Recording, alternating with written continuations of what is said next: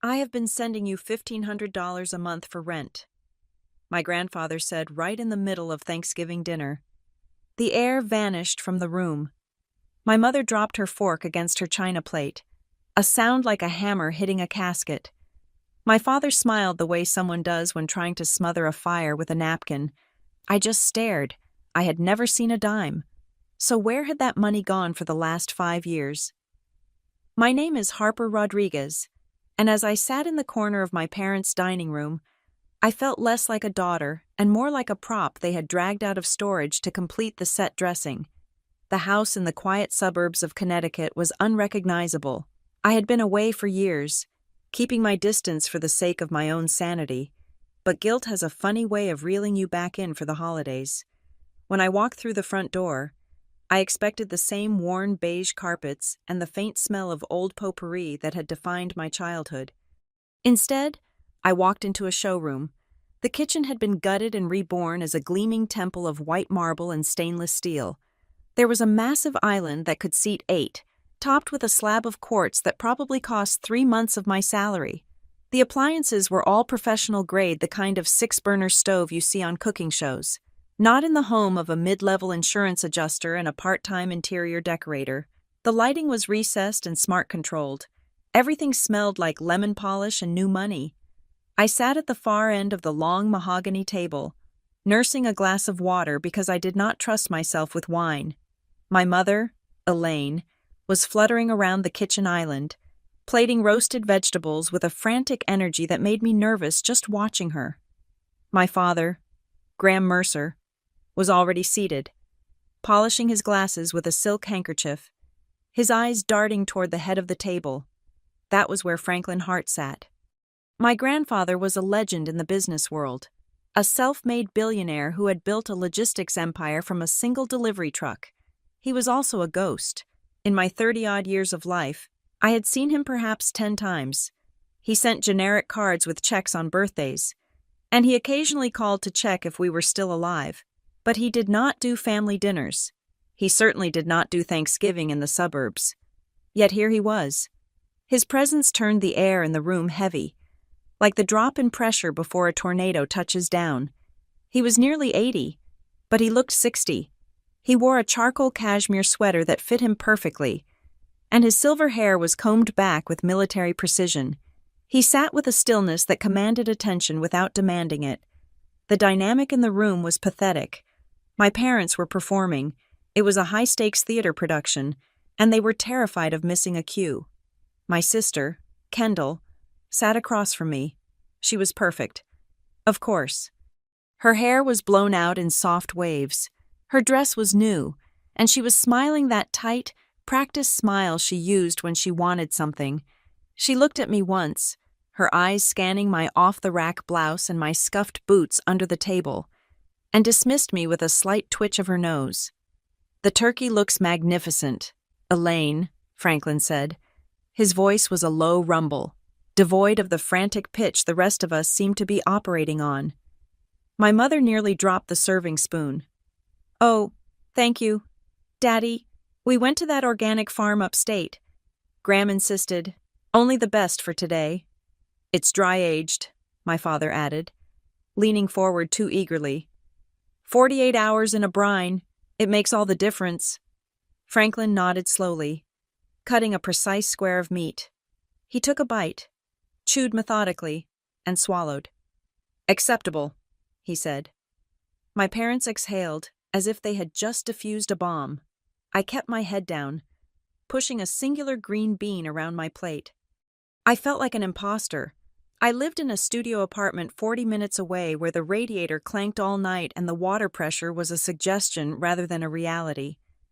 I worked at Bright Harbor Compliance Group, burying my nose in regulatory paperwork for 10 hours a day just to keep my head above water. Sitting here, surrounded by this sudden, unexplained opulence, I felt a familiar cocktail of shame and resentment rising in my throat.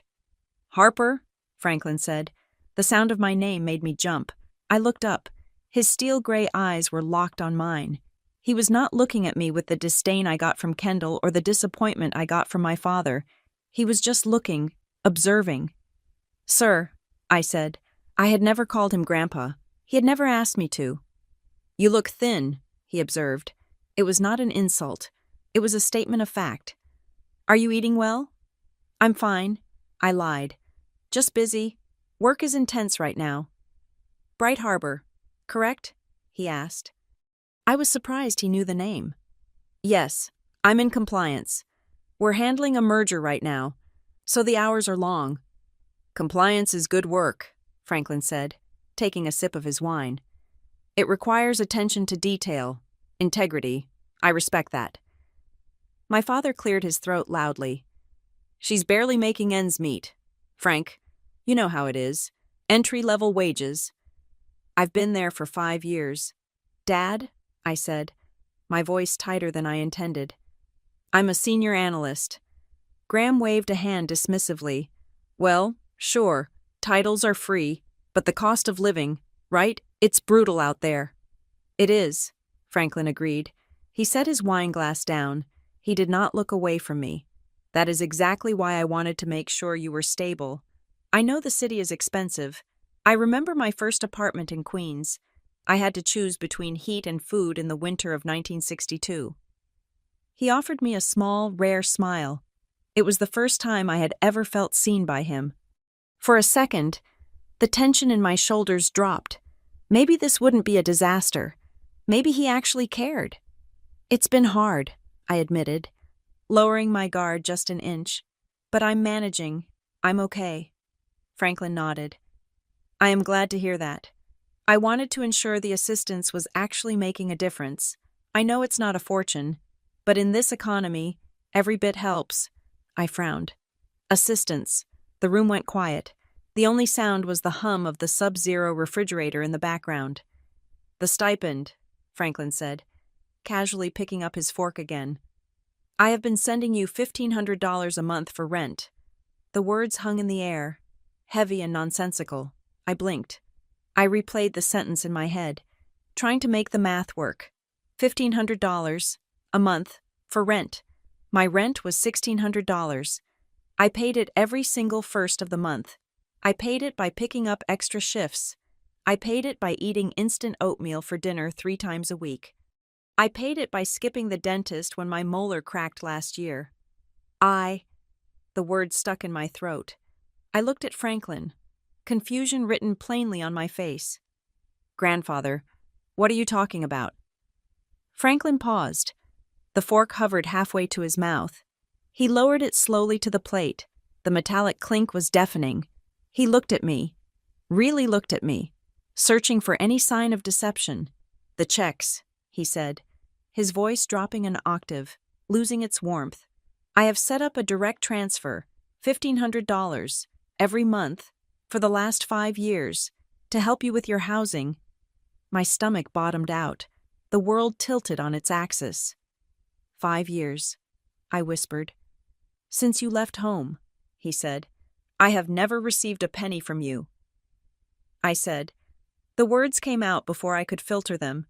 They were raw and honest. The silence that followed was absolute.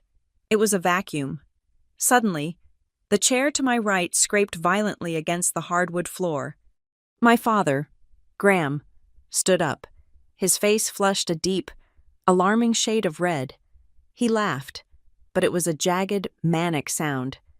"She is confused," Graham shouted, practically throwing his body between me and Franklin's line of sight. "She doesn't mean that. Frank, you know Harper. She's not good with numbers. She forgets things." "I don't forget $1,500 a month." "Dad," I said, my voice rising, trembling with a mix of shock and dawning horror. I stood up too. "I have never seen that money, ever." "We are holding it for you," Graham yelled, his hands making wild gestures in the air. "We are managing it. You know you're unstable. Harper, you would have blown it on stupid things. We are building a nest egg. We are protecting you from yourself." I looked at him. I looked at the man who had told me, 5 years ago, that I was a burden. The man who had told me to get out of his house because he was tired of paying for my mistakes that were nothing more than me wanting to go to a state college instead of the expensive private one they had picked out for Kendall. "You're holding it," I repeated, $90,000. You're holding $90,000 for me, Graham stammered. Well, minus expenses, management fees, taxes, we put it into the house to increase the value of the estate, which will be yours one day. It's an investment. Franklin did not move. He did not stand up. He did not shout. He simply sat there, his hands resting flat on the table, on either side of his plate. The warmth was completely gone from his face. He looked like a statue carved from ice. He turned his head slowly, ignoring my father's frantic babbling, and looked at my mother. Elaine was frozen near the oven. She was gripping a dish rag so tightly her knuckles were white. She wasn't looking at me. She wasn't looking at her husband. She was staring at the floor, her chest heaving in short, shallow breaths. Franklin's voice was barely a whisper, but it carried to every corner of the room. Graham, sit down. Frank, listen. You have to understand the context. Sit down. The command was absolute. My father collapsed back into his chair, deflated, wiping sweat from his upper lip. Franklin looked at me again. The kindness was gone, replaced by a terrifying clarity. He was a man who built an empire by spotting inefficiencies, by rooting out theft, by understanding exactly how things moved from point A to point B. He had just realized that his delivery had been intercepted. You have been paying your own rent? Franklin asked me. Yes, I said. Tears stung my eyes, but I refused to let them fall. Every month, for 5 years, I worked 2 jobs sometimes. I didn't know you were helping me. I see, Franklin said. He picked up his napkin, folded it neatly, and placed it on the table. He looked at the renovations surrounding us, the marble, the high-end lighting, the expensive art on the walls. He looked at Kendall's designer dress. He looked at the wine in his glass. He was doing the math. I sent that money for my granddaughter's survival, Franklin said to the room, his voice devoid of emotion. Not for a kitchen remodel. Daddy, please, my mother whimpered. It was a small, broken sound. I looked at her. I looked at the woman who had birthed me. I wanted her to look at me. I wanted her to say it was a mistake. I wanted her to defend me. I wanted to see apologies in her eyes. I wanted to see a mother's love, or at least a mother's guilt for watching her daughter struggle while she sat in a renovated palace. Elaine lifted her head and met my gaze. There was no love there. There was no apology. Her eyes were wide and glossy, darting back and forth between me and her father. It was the look of a trapped animal. It was the look of someone who wasn't sorry for what she had done, but was terrified of the consequences. She wasn't looking at her daughter. She was looking at the witness who was about to destroy her life, for the first time in 5 years. I didn't feel like the disappointment of the family. As I looked at the fear in my mother's eyes, I realized the power dynamic had shifted. I wasn't the one with the secret anymore. The silence stretched out, agonizing and thick, broken only by the hum of the refrigerator that my rent money had likely paid for. The silence at the table was not just an absence of noise, it was a physical weight, pressing down on my chest, forcing the air from my lungs until I felt lightheaded. My mother's eyes were still fixed on my grandfather, wide and terrified, while my father dabbed at his forehead with a napkin that cost more than my weekly grocery budget. But as I looked at them, the gleaming white kitchen dissolved. The smell of roasted turkey and expensive sage stuffing faded, replaced by the scent of mildew and old cardboard. My mind violently rewound 5 years. I was standing in the hallway of this house, but it looked different then. The walls were a scuffed beige. The carpet was worn thin by the front door, and the air smelled of stale coffee. I was 22 years old, holding a duffel bag that contained everything I owned. I wasn't leaving because I wanted to explore the world. I was leaving because I had been suffocated. The argument that day hadn't even been about anything significant. It was the accumulation of 1,000 tiny cuts. I had asked why Kendall, who had dropped out of 2 different community colleges, was getting a new car while I was being asked to pay rent to live in my own childhood bedroom after graduating with honors. My father had stood at the bottom of the stairs, arms crossed, looking at me with that familiar mix of disappointment and exhaustion. You are being unreasonable. Harper, he had said. His voice was calm, which made it worse. Kendall needs the help. She is sensitive. She needs a leg up to get her confidence back. You are a survivor. You are smart. Then came the sentence that had haunted me for 1,800 nights. You can handle it, he said. You don't need us the way she does. It's time you stand on your own 2 feet. We need the space for your sister. It was an eviction notice wrapped in a compliment. They kicked me out not because I was bad, but because I was competent enough to survive the fall. I remembered walking out to my rusted sedan, throwing the bag in the back seat, and waiting for one of them to come to the porch, to wave, to say they loved me. The door just clicked shut. That was the beginning of the darkness. I moved into a studio apartment in a neighborhood where the police sirens were the primary lullaby. It was 400 square feet of peeling paint and drafty windows. The rent was $1,200 a month, which was a steal for the area, but it took nearly 60% of my take-home pay at the time. I was working as a junior clerk at a small logistics firm, making coffee and filing papers, desperate to get my foot in the door of the corporate world. But the rent wasn't the killer. It was the body I was born with. 6 months after I left home, I was diagnosed with a chronic autoimmune disorder. It wasn't life-threatening if managed, but managed was a word that carried a heavy price tag. I needed specialists. I needed blood work every quarter. I needed synthetic hormones that my insurance deemed a Tier 3 pharmaceutical, meaning my copay was astronomical. I remembered sitting on the floor of that studio apartment, wrapped in a blanket because I couldn't afford to turn the heat past 60 degrees. I had a calculator on my phone and a stack of bills spread out on the cheap linoleum.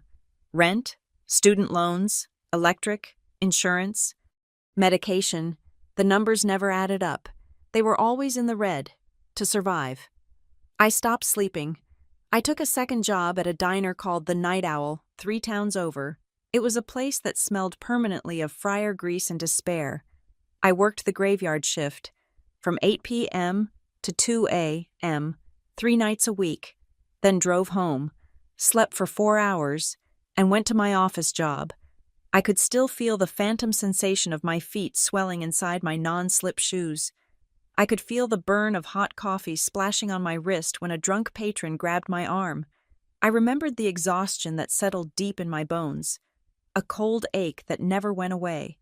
I spent my breaks in the back alley, sitting on a milk crate, reading study guides for my compliance certification under the flickering light of a street lamp. I knew that certification was my only way out, my only ticket to a salary that didn't require me to serve pancakes at midnight.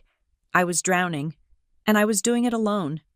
There was one night, about 2 years into my exile, that broke me. My car needed a new alternator, and my pharmacy had raised the price of my medication by $40. I had $11 in my checking account. I sat in my car in the parking lot of the pharmacy, gripping the steering wheel, sobbing until I couldn't breathe. I swallowed my pride. I picked up the phone. I called the house phone. My father answered. "Hello." "Dad, it's me," I said, my voice cracking. "I'm in trouble. The car broke down, and I need to pick up my prescription.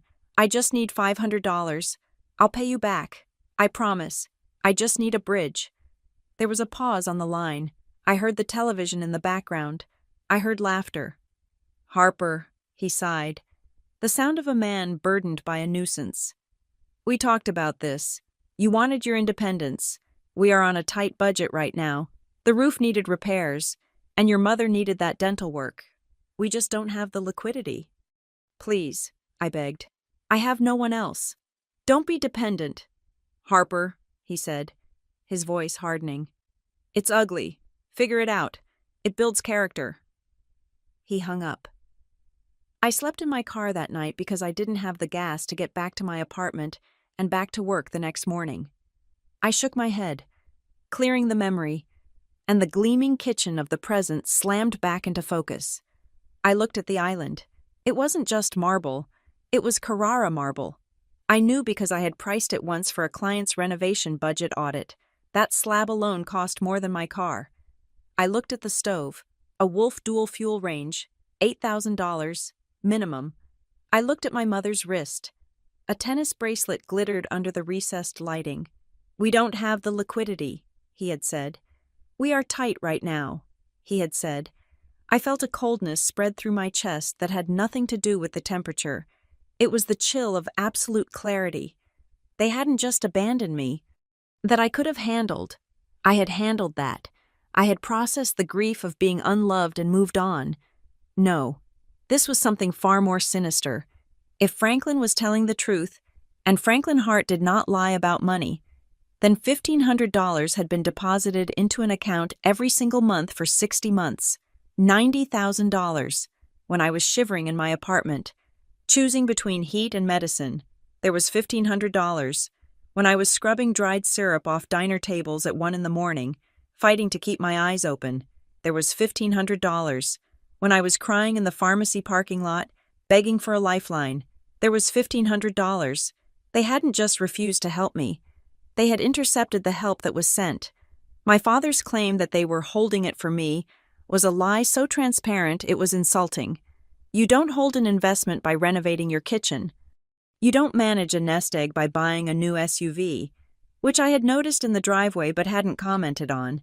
You don't protect someone's future by letting them starve in the present. I looked at Kendall. She was staring at her fingernails, refusing to meet my eyes. She knew. Of course she knew. "You said," I started, my voice sounding strange to my own ears. It was too calm. It was the voice of the compliance officer I had become, the woman who hunted down fraud for a living. "You told me the house was falling apart. You told me you were struggling." "We were," my mother squeaked. "Harper, honey, overhead is expensive. The taxes in this town, you don't understand homeownership." "I understand math," I said. "And I understand that $1,500 a month covers the mortgage on this house. Grandpa wasn't just sending rent for me. He was paying for your lifestyle." A horrible realization hit me. I wasn't just the black sheep. I was the golden goose. They needed me to be the failure. They needed me to be the struggling, unstable daughter who couldn't manage her finances. Because as long as I was struggling, Franklin would keep sending the checks. As long as I was the charity case, the money kept flowing. If I had succeeded, if I had told Franklin 5 years ago that I was doing fine, the money might have stopped, or he might have sent it directly to me. They had a vested interest in my poverty. My suffering was their revenue stream. I looked at my hands. They were shaking, not from fear, but from a rage so pure it felt like a holy fire. "Who signed for it?" I asked. The question hung in the air. Franklin shifted in his seat. He was watching me with a new expression. Respect. "It was a direct deposit," Franklin said, "to an account under the name Harper Rodriguez, but the account had a joint signatory for management purposes, intended for emergencies." "I never opened an account with you," I said to my father. Graham licked his lips. "When you were 18, we opened a joint savings. Remember, for college funds?"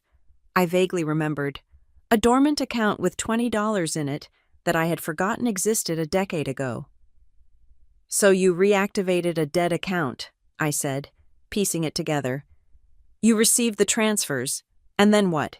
You just swiped the card." "We managed the household," Graham shouted, slamming his hand on the table, trying to regain control by volume. "We are a family. Money is fluid in a family. You were eating ramen. Sure, but look at this house. This is your legacy. When we die, this is all yours." "I don't want your house," I said. "I wanted my rent." I looked at the food on my plate, the dry-aged turkey, the organic vegetables. It all looked like ash. I had been starving, literally starving, while they feasted on my name. My eyes drifted to the corner of the room where a new oversized flat-screen television was mounted. I thought about the text message I got from Kendall 3 months ago, sending me a picture of her new baby, a French bulldog puppy that cost $3,000. She had asked me if I could Venmo her $50 for dog food because she was a little short. I had sent it. I had sent her $50 from my grocery budget because I thought I was the one who had to be the responsible big sister. I felt sick. 60 months, I whispered. Every month was a choice they made. Every single month. For 5 years. A notification popped up on my father's phone: deposit received. $1,500.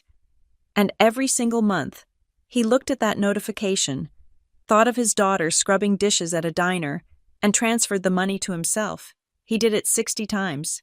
My mother did it 60 times. They watched me drown 60 times, and 60 times they stole the life preserver. I pushed my chair back. The sound was harsh in the silent room. "I need to see the records," Franklin said.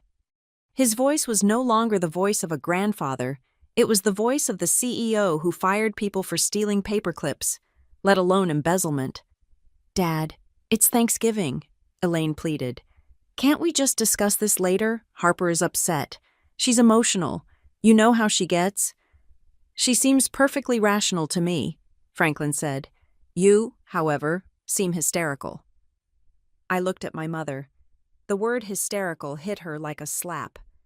"I want to know who spent it," I said. Standing up. My legs felt steady now. The exhaustion of the last 5 years was gone, replaced by adrenaline. "I want to know who ate my rent." My father stood up too, trying to loom over me.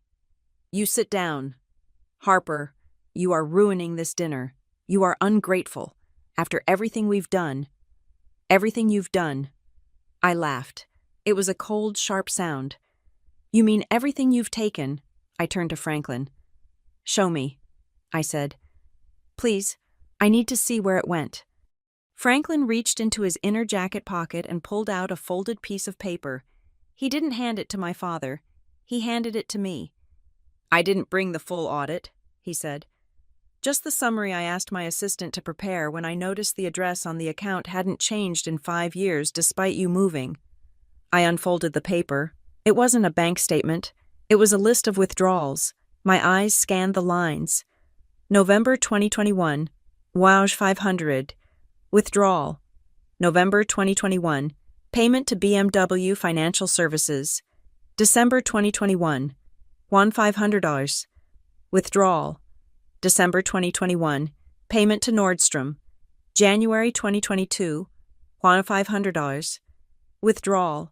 January 2022, payment to Sandals Resorts International. I looked up at my parents. "Sandals," I asked. "You went to Jamaica the week I was in the hospital for my thyroid storm, the week I had to beg the hospital billing department for a payment plan." Elaine covered her mouth. "We needed a break," Graham yelled.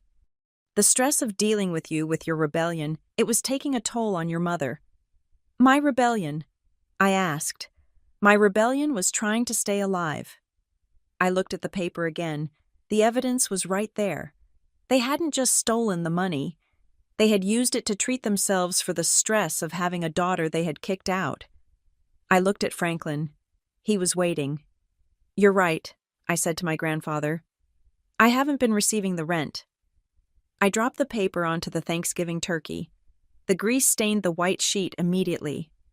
"But I think I'm ready to collect now." The paper stained with grease lay on the turkey like a verdict. But my mother did not stop. She did not freeze in shame. Instead, she dissolved. It was a transformation I had seen 1,000 times before, a weaponized fragility that she deployed whenever cornered. Elaine Mercer did not fight with logic. She fought by making you feel like a monster for accusing her. "Daddy, you are misunderstanding everything," she sobbed, pressing a linen napkin to her eyes. "You are looking at numbers on a page, but you are not looking at the heart of this family. We love Harper. We only ever wanted to protect her." "Protect me?" I asked, my voice trembling not with sadness, but with the vibration of adrenaline. "You protected me by letting me live in a studio with black mold while you went to Jamaica. We were holding it in trust." My father, Graham, interjected. He leaned forward, clasping his hands on the table, adopting the reasonable, patronizing tone he used when denying insurance claims at his job. "Harper, listen to yourself. You are agitated. You are raising your voice. This is exactly what we were afraid of." He turned to Franklin, his face a mask of concern. "Frank, you have to understand. Harper has always been delicate. Since the diagnosis, she has had cognitive fog. She makes impulsive decisions. She forgets things. If we had given her $1,500 a month, she would have wasted it on holistic quackery or lost it. We were building a safety net, a nest egg. We were managing it because she is not capable. It was a masterclass in gaslighting. In 3 sentences, he had taken my reality, my struggle, my budgeting, my survival, and twisted it into a symptom of mental instability. He was using my autoimmune disorder, the very thing that made my life so hard, as the justification for robbing me. I felt a flash of heat behind my eyes. I am a senior compliance analyst at Bright Harbor, I said, enunciating every syllable. I audit multi-million-dollar mergers. I find financial discrepancies for a living. Do not sit there and tell me I cannot manage $1,500. See, Kendall chimed in. She rolled her eyes, throwing her hands up. This is what she does. She gets so aggressive. God, Harper, why do you have to make everything so heavy? It is Thanksgiving. We are supposed to be grateful, and you are acting like we are criminals because Dad helped manage your finances. Managing finances usually involves the beneficiary knowing about the funds, Franklin said. His voice cut through the overlapping shouting like a razor wire. He was not looking at the crying Elaine or the pontificating Graham. He was looking at the untouched turkey. Graham says you are unstable, Franklin continued, his tone conversational, almost bored. Elaine says you are protected. You say you were destitute. These are 3 different stories. I am a simple man. I prefer documentation over stories. The documentation is the house, Graham insisted, sweeping his arm around the room. The equity. We improved the asset Harper stands to inherit this. It is all for her eventually. I do not want your equity, I snapped. I wanted to not choose between groceries and heating oil in February. You are exaggerating, Kendall scoffed. You always play the martyr. You lived in a cute little apartment. You were fine. I slept in my car, I said. The room went quiet again. Kendall blinked. Graham stiffened. I slept in my car, I repeated, turning to face my sister. 3 years ago, November, my heater broke, and I didn't have the cash to fix it or stay in a motel. I parked in the Walmart lot because it had lights and cameras, and I slept in the back seat under 3 blankets. That was the same month, according to Grandpa's list, that Mom bought a new dining set. That never happened, Graham said quickly. You are making that up. You have a vivid imagination. Harper. I went to Marissa's house the next night, I said, locking eyes with my father. I knocked on her door at 3 a.m. because I was so cold I couldn't stop shaking. Her mom made me soup and let me sleep on their couch for a week. You can call her right now. She remembers. She remembers because she asked me why I didn't call my parents, and I told her you said you didn't have the liquidity. My father opened his mouth, but no sound came out. The specificity of the memory, the inclusion of a witness he knew I could produce, choked him. We didn't know, Elaine stammered, pivoting to a new defense. If you had told us it was that bad, I asked you for $500, I reminded her. Dad told me it would build character. It did, Graham barked, his face turning a blotchy purple. Look at you. You are successful. You are independent. You didn't become a leech. If we had handed you money on a silver platter, you would be soft. We did you a favor. So you stole $90,000 to teach me a lesson. I asked. It wasn't stealing, Kendall shouted. It was keeping it in the family. God, you are so selfish. If you had that money, you would have just blown it on paying off those stupid student loans faster or something boring. And we needed the help. We are a family. Families share. The air in the room seemed to crystallize. It was a slip, a tiny, fatal slip. Kendall had just admitted 2 things. First, that paying off debt a responsible act was boring and wasting it, revealing her warped view of finance. But second, and far more damning, she had used the past tense. If you had that money, she knew there was money to be had. She knew there was a pot of gold that I was being denied access to. Franklin turned his head slowly toward Kendall. He looked like a predator noticing a limping gazelle. "Kendall," Franklin said softly. "You knew?" Kendall froze. She realized too late that she had spoken too much. "I mean, I assumed Dad said Grandpa helped out." "You said, if she had that money," Franklin repeated, "which implies you knew there was a specific sum being diverted. Did you know I was sending rent?" "I don't know the details," Kendall cried, her voice pitching up into a whine. "I just knew Mom and Dad were handling things. Why are you grilling me? I didn't sign anything."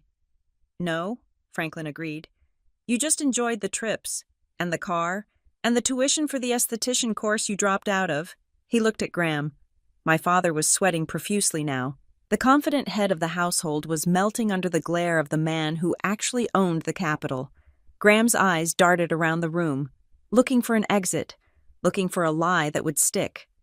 "Frank, it's complicated," Graham said, his voice dropping to a conspiratorial whisper. "The tax implications, the gift tax limits, I was trying to structure it so Harper didn't get hit with a bill from the IRS.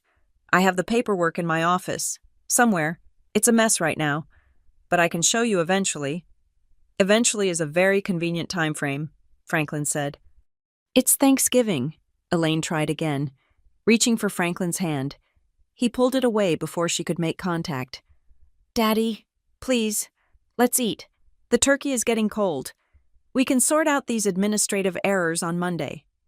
"Administrative errors," I repeated.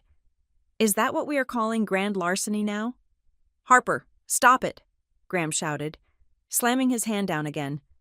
"You are trying to destroy this family over a misunderstanding. You are being vindictive.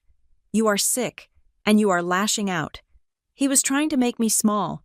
He was trying to put me back in the box of the sick, helpless daughter who needed her daddy to think for her. But the box didn't fit anymore. I had outgrown it the moment I realized my poverty was their paycheck. I am not sick," I said, standing my ground. "I am the only person at this table who knows exactly what is going on." Franklin picked up his coffee cup. It was fine china, part of a set that probably cost $2,000. He held it for a moment, the steam rising in the tense silence. He took a sip. He set it back down on the saucer with a sharp, deliberate clink. The sound was like a gavel striking a block. "Graham," Franklin said, "you say you have the paperwork in your office." "Yes," Graham exhaled, thinking he saw an out. "Yes, it's all filed, but it's buried. I need time to organize it. I can't just—" "And you say—" Franklin turned to Elaine. "That the money is in a trust, a nest egg safe and sound." "Yes, Daddy." Elaine nodded vigorously, her tears drying up instantly at the prospect of a reprieve. "Every penny, safe." Franklin looked at me. "And you say they spent it on vacations and renovations." "Look at the kitchen," I said. "Look at the car." Franklin nodded. He reached into his pocket and pulled out his phone. He did not unlock it. He just held it. "I do not like mysteries," Franklin said, "and I do not like being told 3 different versions of the truth. If the money is in a trust, Graham, then you can log into the bank account right now and show me the balance. If it is invested in the house, you can show me the contractor invoices and the equity appraisal, and if it is administrative errors, we will see that too." "Now," Graham squeaked. "Frank, we are eating." "I have lost my appetite," Franklin said. He stood up. He was not a tall man, but in that moment, he towered over my father. "We are not waiting for Monday. We are not waiting for you to organize your files. We are going to your office. We are going to log into your accounts, and we are going to see exactly where my $90,000 went." "I can't," Graham said, panic rising in his throat. "I don't have the passwords memorized. They are on a secure drive." "Then we will reset them," Franklin said. "I own the bank, Graham, or at least, I own a significant enough share of the holding company that operates it. I can make a call and have the regional manager walk us through it." My mother let out a small, strangled noise. "Let's go," Franklin said, gesturing toward the hallway. "Show me the nest egg." I watched my parents, The mask of the happy, successful suburban couple finally fell away completely. What was left was pure, unadulterated terror. They weren't looking at a misunderstanding. They were looking at exposure. "I'll come too," I said. "I want to see how much I have saved." Graham looked at me with pure hatred. It was the look of a man who realized his victim had just handed him a shovel and told him to start digging. "Fine," Graham spat. "But when you see that we handled it properly, I want an apology. I want you to apologize to your mother for ruining her holiday." "If the money is there," I said, "I will apologize." But as we walked toward the study, passing the 80-inch television and the designer furniture, I knew I would never have to say that word. The money wasn't there. The money was on the walls, in the driveway, and on my sister's wrist. And for the first time in my life, the truth wasn't something I had to endure. It was something I was about to weaponize. The home office of Graham Mercer was designed to look like the command center of an important man. It had floor-to-ceiling bookshelves filled with leather-bound volumes that had never been cracked open, a humidor that was purely decorative, and a mahogany desk large enough to land a small aircraft on. But as we stood there, the room felt less like a sanctuary of power and more like an interrogation cell. Franklin did not sit in the guest chair. He sat behind my father's desk. He claimed the space with the natural authority of a man who owned the building, the land, and arguably the town. My father stood near the door, shifting his weight from foot to foot, looking like a truant schoolboy waiting for the principal. My mother and Kendall huddled on the leather sofa, clutching each other as if they were bracing for a hurricane. I stood by the window, my arms crossed over my chest. My heart was hammering against my ribs, a frantic rhythm that echoed in my ears, but my face remained still. I knew this feeling. It was the same cold, hyper-aware sensation I felt right before I finalized a compliance report that I knew would get someone fired. It was the feeling of the inevitable. Franklin placed his phone on the desk, put it on speaker, and dialed. "Redwood Federal Trust," he said to the room, though his eyes were fixed on the black screen of the phone. "Private client services." My father took a step forward, his hands raised in a pathetic gesture of protest. "Frank, this is insane. It is Thanksgiving. The banks are closed. You are going to get some poor call center rep who doesn't know anything. We can pull the files ourselves on Monday when the market opens." "I do not call centers, Graham," Franklin said, his voice flat. The line rang twice before a crisp, professional voice answered. "Mr. Hart, happy Thanksgiving. To what do we owe the pleasure?" "Hello, David," Franklin said. "I apologize for the intrusion on the holiday. I require an immediate transaction history for the outgoing recurring transfer labeled Harper Rent Support from my personal holdings account. I need the full 5-year history, specifically the destination routing and account numbers for every deposit. Generate it as a PDF and email it to me. Now." "Of course, sir," the voice on the phone said without a second of hesitation. "Give me 90 seconds. Frank, please," Graham pleaded, his voice cracking. Sweat was beading on his upper lip, glistening under the expensive track lighting. "You are making a scene over nothing. We move the money around to maximize interest. It is standard portfolio management. If the account numbers don't match exactly, it is because we were using high-yield savings vehicles." "High-yield savings vehicles," Franklin repeated, looking at Graham with an expression of profound boredom.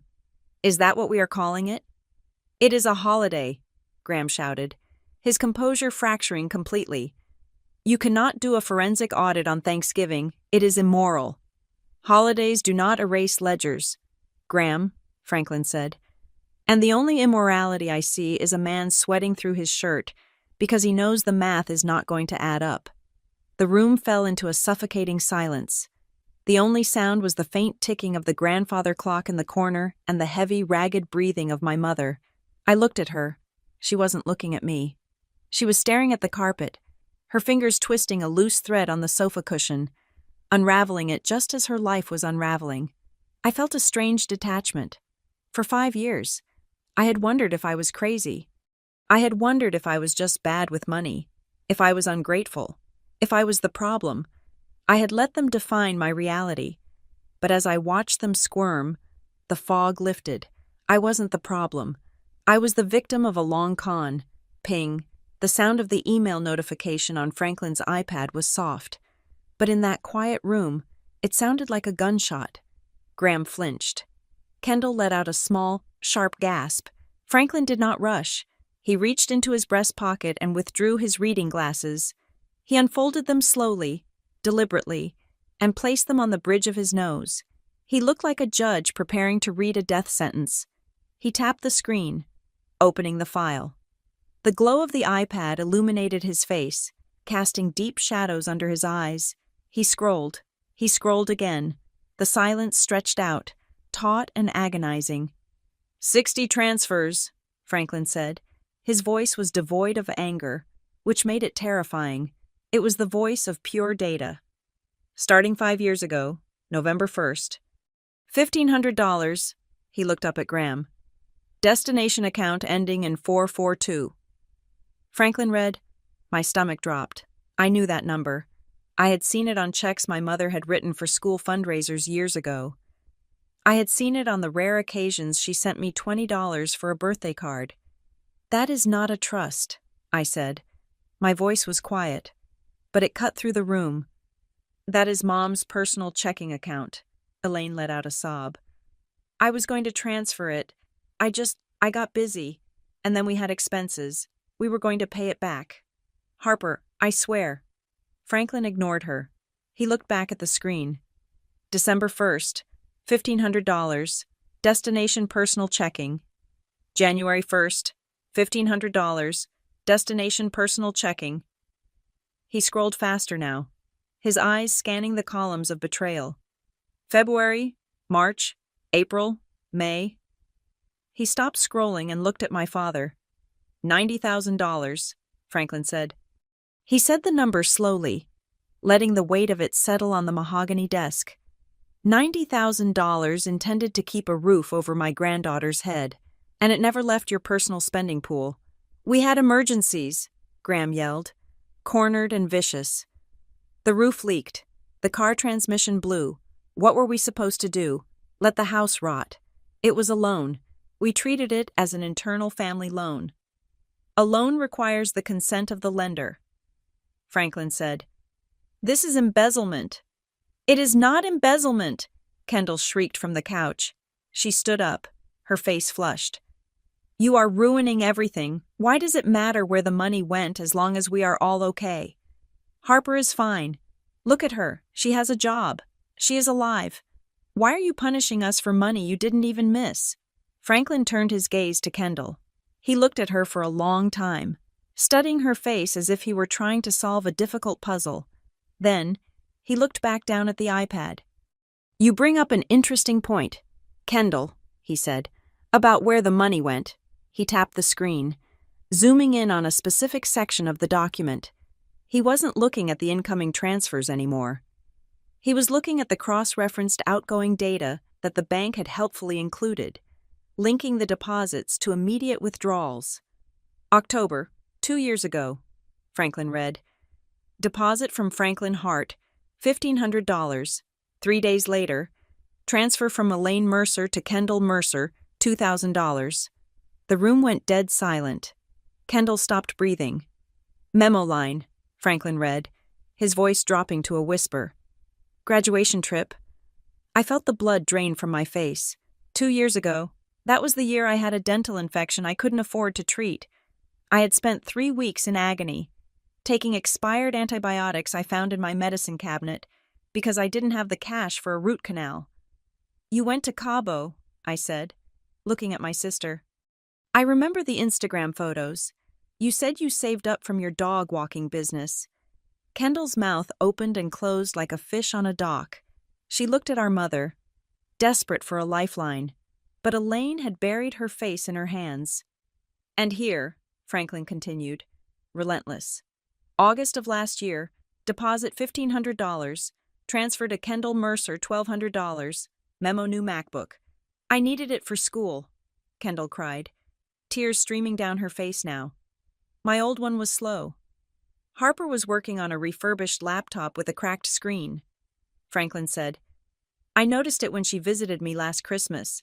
She didn't ask for a new one. She just taped the corner.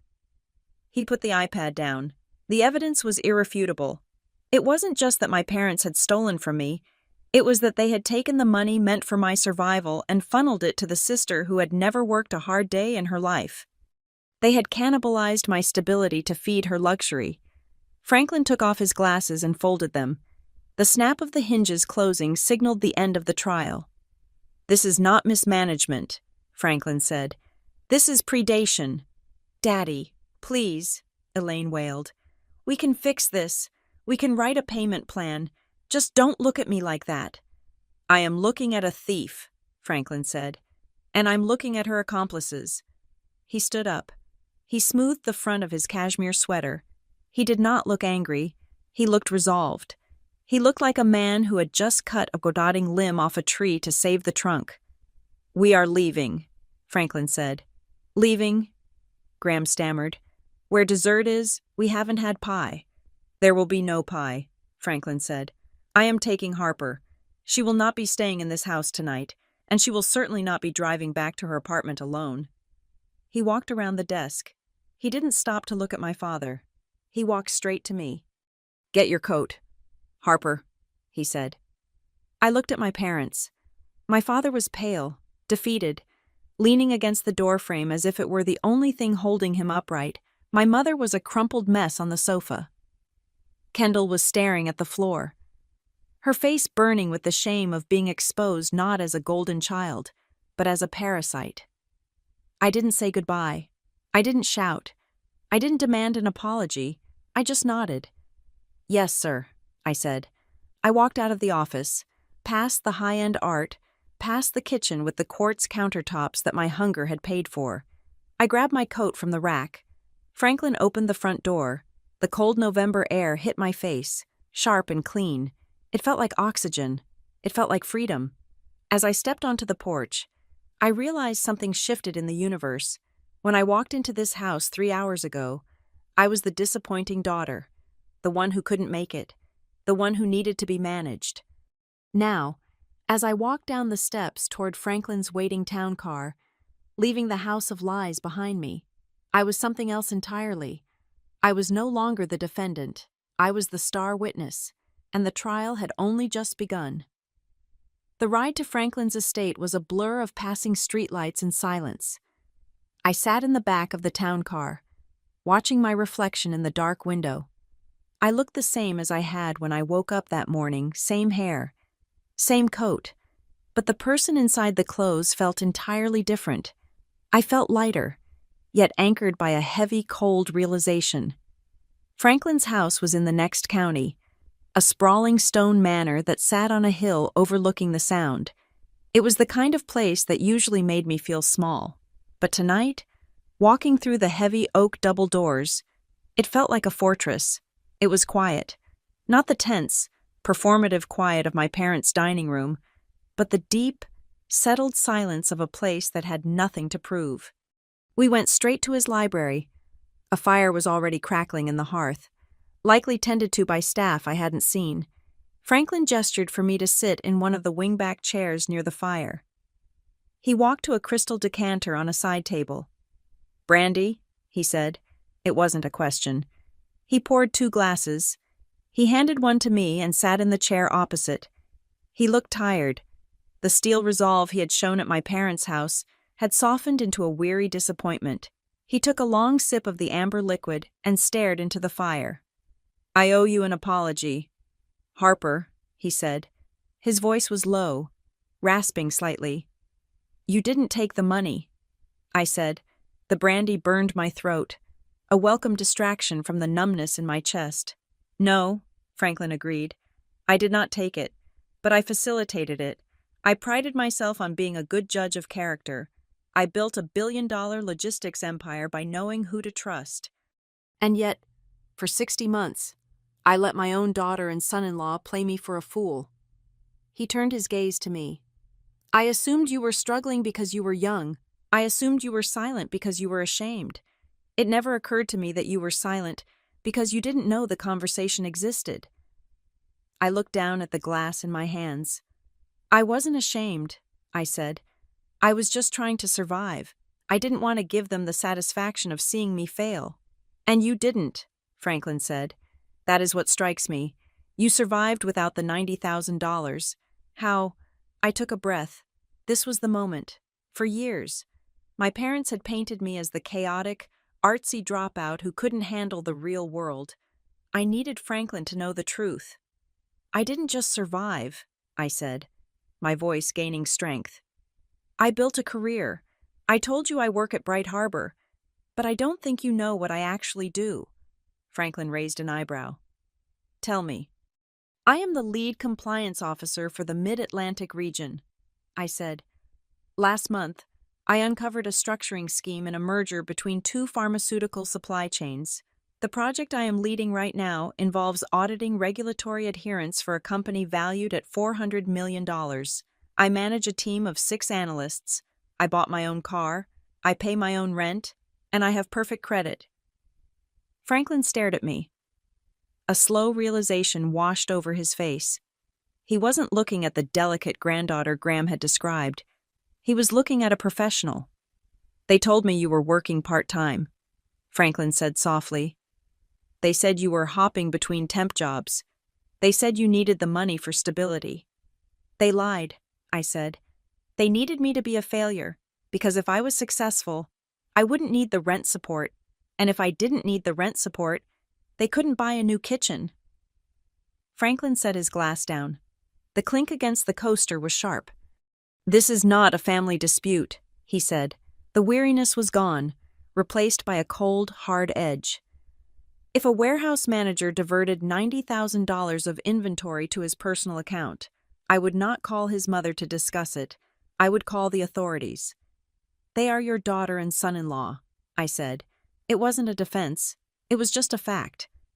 That makes it worse, Franklin countered. Strangers steal because they are greedy. Family steals because they think they are entitled. They looked me in the eye for 5 years. They accepted my gratitude for taking care of Harper while they were booking flights to Cabo. He reached for a leather folder on the table next to him. He opened it and pulled out a business card. He slid it across the small table toward me. Dana Kessler, attorney at law. I know her, I said, recognizing the name immediately. She handled the whistleblower case against that tech firm in Seattle last year. She is aggressive. She is effective, Franklin corrected. She specializes in fraud, conversion, and breach of fiduciary duty. I have already drafted an email to her. I want you to meet with her on Monday morning. My heart skipped a beat. This was real. We weren't just going to yell at them and cut them off. We were going to war. You want me to sue my parents, I stated. I want you to reclaim what is yours. Franklin said, technically, the money was a gift from me to you, intercepted by them. That constitutes conversion. It is civil theft. But there is also the matter of the tax implications they mentioned. If they claimed that money as anything other than income, they are in trouble with the IRS. Dana will find out. I looked at the fire. I thought about my mother crying in the kitchen. I thought about my father's purple face as he screamed at me. I thought about Kendall's new laptop. Then I thought about the night I slept in the Walmart parking lot. I thought about the cold seeping into my bones. I thought about the fear. I will do it, I said. I looked up at Franklin. But I have a condition, Franklin nodded. Name it. No dirty tricks, I said. No smear campaigns. No leaking things to their neighbors, or trying to get Dad fired from his job through back channels. I don't want to destroy them just to see them burn. I want the record corrected. I want the money returned. And I want it done with absolute, undeniable proof. Everything has to be by the book. I leaned forward. I work in compliance. Grandfather, I don't break rules. I enforce them. A smile touched Franklin's lips. It was a genuine smile this time, full of pride. Agreed, he said. We will stick to the facts. The facts are damning enough. He picked up the poker and adjusted a log in the fire. Sparks flew up the chimney. There is one more thing you should know, Franklin said, watching the sparks die out. I did not just decide to visit for Thanksgiving on a whim, I frowned. What do you mean? Last month, Franklin began, settling back into his chair. I was at a charity gala in the city. I ran into your cousin Sheila. You know Sheila? The one who never stops talking. I know her. I said, She was gushing about your mother, Franklin said. She told me she had just been to a wonderful party at Elaine's house to christen the new kitchen. She went on and on about the Marble Island. She said Elaine told everyone that business was booming for Graham. Franklin's eyes narrowed. I know Graham's business, Franklin said. I know the insurance market has been flat for 2 quarters, and I know that a kitchen renovation of that magnitude costs at least $50,000. It did not add up, so I started looking at the dates. You set a trap, I whispered. I verified my suspicions, Franklin corrected. I stopped the automatic transfer for this month, just to see what would happen. 2 days ago, your mother called me. She was sweet, asking about my health, but eventually, she asked if there was a banking glitch. She said the support for Harper hadn't arrived. I felt a chill that had nothing to do with the temperature. She called you, I asked. 2 days ago. Yes, Franklin said. She told me you were having a crisis. She said you needed to pay a medical bill and were panicking. She begged me to expedite the check. I closed my eyes. 2 days ago. I was at work, eating a salad at my desk. Perfectly fine. My mother had used a fake medical emergency, my actual medical history, to try and squeeze one last payment out of him before the holiday. That is why I came today, Franklin said. I wanted to see if they would say it to my face, and I wanted to see you.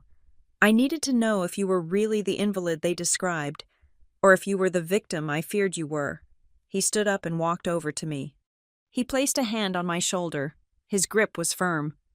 I am sorry I was late, he said, but I am here now, and we are going to fix this. They are going to hate us, I said quietly. Kendall, Mom, Dad, they will never forgive this. They have not earned the right to forgive anyone, Franklin said. They forfeited that right when they let you freeze while they booked a tropical vacation. He walked to the door of the library. Go upstairs. The guest suite in the East Wing is prepared. Sleep, for the first time in 5 years. You do not have to worry about rent. You do not have to worry about the heat, and you do not have to worry about being alone. I stood up. My legs felt heavy, but steady.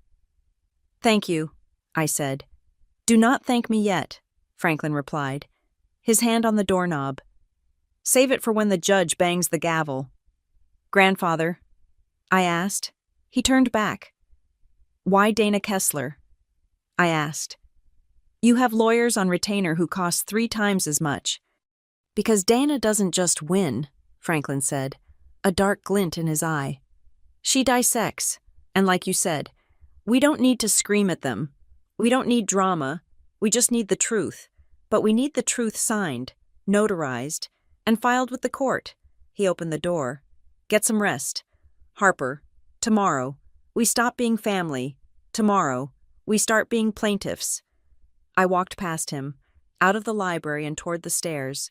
I didn't look back. For the first time in a long time, I wasn't thinking about how to survive the next month. I was thinking about how to balance the ledger. And for a compliance officer, there is no greater satisfaction than a balanced ledger. Monday morning arrived with the sterile precision of a scalpel. I was sitting in a conference room on the 42nd floor of a skyscraper in downtown Hartford. The view was expensive, overlooking the river and the gray urban sprawl, but the woman sitting across from me was the most intimidating thing in the room. Dana Kessler did not look like the kind of lawyer who chased ambulances. She looked like the kind of lawyer who chased executives. She wore a suit that was tailored to within a millimeter of its life, and her hair was cut in a sharp, asymmetrical bob that suggested she did not have time for nonsense. Next to her sat a man named Marcus, a forensic accountant from a firm called Harbor Point Forensics. He was quiet, bespectacled, and had the demeanor of a man who found joy in spreadsheets. We have preliminary access, Dana said, sliding a thick binder across the glass table toward Franklin and me. Your grandfather's power of attorney over the original transfer account, combined with the discovery motion we filed at 9 a.m. this morning regarding the joint account your father claimed was a trust, gave us a window. It is a very dirty window, but we can see through it. I opened the binder. It wasn't just numbers. It was a timeline of my life, juxtaposed against a timeline of their greed. Marcus cleared his throat. He tapped a key on his laptop, and a chart appeared on the wall monitor. It was a simple flow of funds analysis, color-coded for clarity, green for money in, red for money out. The pattern is mechanical, Marcus said. His voice was dry, devoid of judgment, which somehow made the facts hit harder. On the first of the month, inevitably, $1,500 arrives from Mr. Hart. The funds sit in the account for an average of 48 to 72 hours. He clicked to the next slide. Then, we see the exodus, Marcus continued. In 80% of the months reviewed, a payment of roughly $400 to $600 is made to a Chase Sapphire Reserve card. Another $400 goes to BMW Financial Services. The remainder is usually withdrawn as cash or transferred to a secondary account labeled household check. I stared at the screen. The BMW, I said. That's Dad's car, the X5. Correct, Dana said. We pulled the lien information. The payments match exactly. Essentially, your rent money was driving him to work every day. I felt a cold knot tighten in my stomach. I looked at the dates on the spreadsheet in front of me. September 3rd. Transfer out $600. Vendor Pottery Barn. That was the month I had to beg my landlord for an extension because my hours at the diner had been cut. I had eaten peanut butter on stale bread for a week. While I was choking down dry toast, my mother was buying throw pillows. It gets more specific, Marcus said. We cross-referenced the larger lump sum withdrawals with social media activity and credit card statements we subpoenaed. He pointed to a cluster of transactions from 2 years ago. June, Marcus read, $1,500 in, 3 days later, a payment of $1,200 to an airline carrier. 2 days after that, charges appear in Napa Valley for wine tastings and a hotel called the Vintage Estate. I remembered that week. I had the flu. I was so sick I couldn't get out of bed to fill my water glass. I had called my mother, crying, asking if she could bring me some soup or just check on me. She told me they were away at a conference for Dad's work and couldn't talk. It wasn't a conference, I whispered. They were drinking wine on my rent. The correlation is 100%, Dana said. There is not a single month where the money remained in the account for more than 5 days. There is no savings. There is no investment. The account balance as of this morning is $42.16. I opened my bag and pulled out my own folder. It was meager compared to their binder. It held my lease agreements from the last 5 years, my pay stubs from Bright Harbor, and the wadded-up carbon copies of shift slips from the Night Owl Diner. Here is my side of the story, I said, sliding the papers to Dana. This is proof that I paid my own rent, every single month, check number 104 through check number 160. You can see the payee is my landlord, Mr. Henderson. Dana took the papers. She scanned them with a predator's eye. Excellent. This establishes damages. You paid out of pocket for expenses that were contractually covered by a third party, your grandfather. This proves you suffered financial harm while they enriched themselves. Franklin had been silent until now. Standing by the window, watching the city, he turned around. His face was gray. They didn't just spend it, Franklin said. They counted on it. They built their life around the expectation of my granddaughter's suffering. It is a dependency model, Marcus agreed. They treated the stipend as fixed income. If you had suddenly told them you didn't need it, they would have defaulted on their car loan within 60 days. That was the realization that made me nauseous. I wasn't just a burden to them. I was a necessary asset. My silence was the collateral for their lifestyle. My phone buzzed on the table. Then it buzzed again. And again. A rapid-fire staccato of vibration that rattled the glass surface. I looked down. Mother Harper. Pick up the phone. This has gone too far. Mother, we are family. You don't involve lawyers with family. Father, you are ungrateful. After everything we sacrificed, I'm going to call your boss. I know people at Bright Harbor. Mother Daddy is confused. You are manipulating an old man. Stop this madness. I stared at the messages. The gaslighting was no longer working, but the volume was increasing. They were panicked. They were throwing everything at the wall to see what would stick: guilt, threats, shame. Don't answer them, Dana advised, not even looking up from the documents. In fact, block them for now. Any communication goes through me. I reached for the phone to silence it, but another message popped up. This one wasn't from my parents. It was from Kendall, and it was different. Kendall Harper, please, I need to see you. Just you, not Grandpa, not the lawyers. Kendall. They are talking about mortgaging the house to pay him back, but Dad can't qualify. Kendall, I'm scared. I think they put something in my name, too. Please meet me. I froze. Kendall wants to meet, I said. She says she thinks they used her name. Dana looked up sharply. Do not meet her alone. She is a hostile witness. She could be wearing a wire, or she could be trying to lure you into a confrontation that they can record and edit to make you look unstable. She sounds scared, I said. She doesn't sound like the girl who was mocking me at Thanksgiving. Fear makes people unpredictable, Franklin warned. But if they used her name, that suggests a pattern. Speaking of names, Marcus interrupted. He hesitated, looking from Dana to me. During the initial credit sweep, which we ran to establish a baseline for your financial independence, we found something disturbing. My heart hammered against my ribs. What? Marcus turned the laptop around so I could see the screen. It was a credit report. My credit report. Do you bank with Colonial Savings? Marcus asked. No, I said. I have used a national bank since college. 3 years ago, Marcus said, pointing to a line item. There was a hard inquiry on your credit report from Colonial Savings. It was for a personal line of credit, $5,000. I never applied for that, I said. My voice sounded thin. The application was denied, Marcus said. Likely because your debt-to-income ratio at the time was too high due to your student loans, but the inquiry is there. And the address listed on the application. He zoomed in. 14 Oakwood Drive, my parents' house. They tried to take out a loan in my name, I realized. They were already taking $1,500 a month, and it wasn't enough, so they tried to borrow $5,000 using my Social Security number.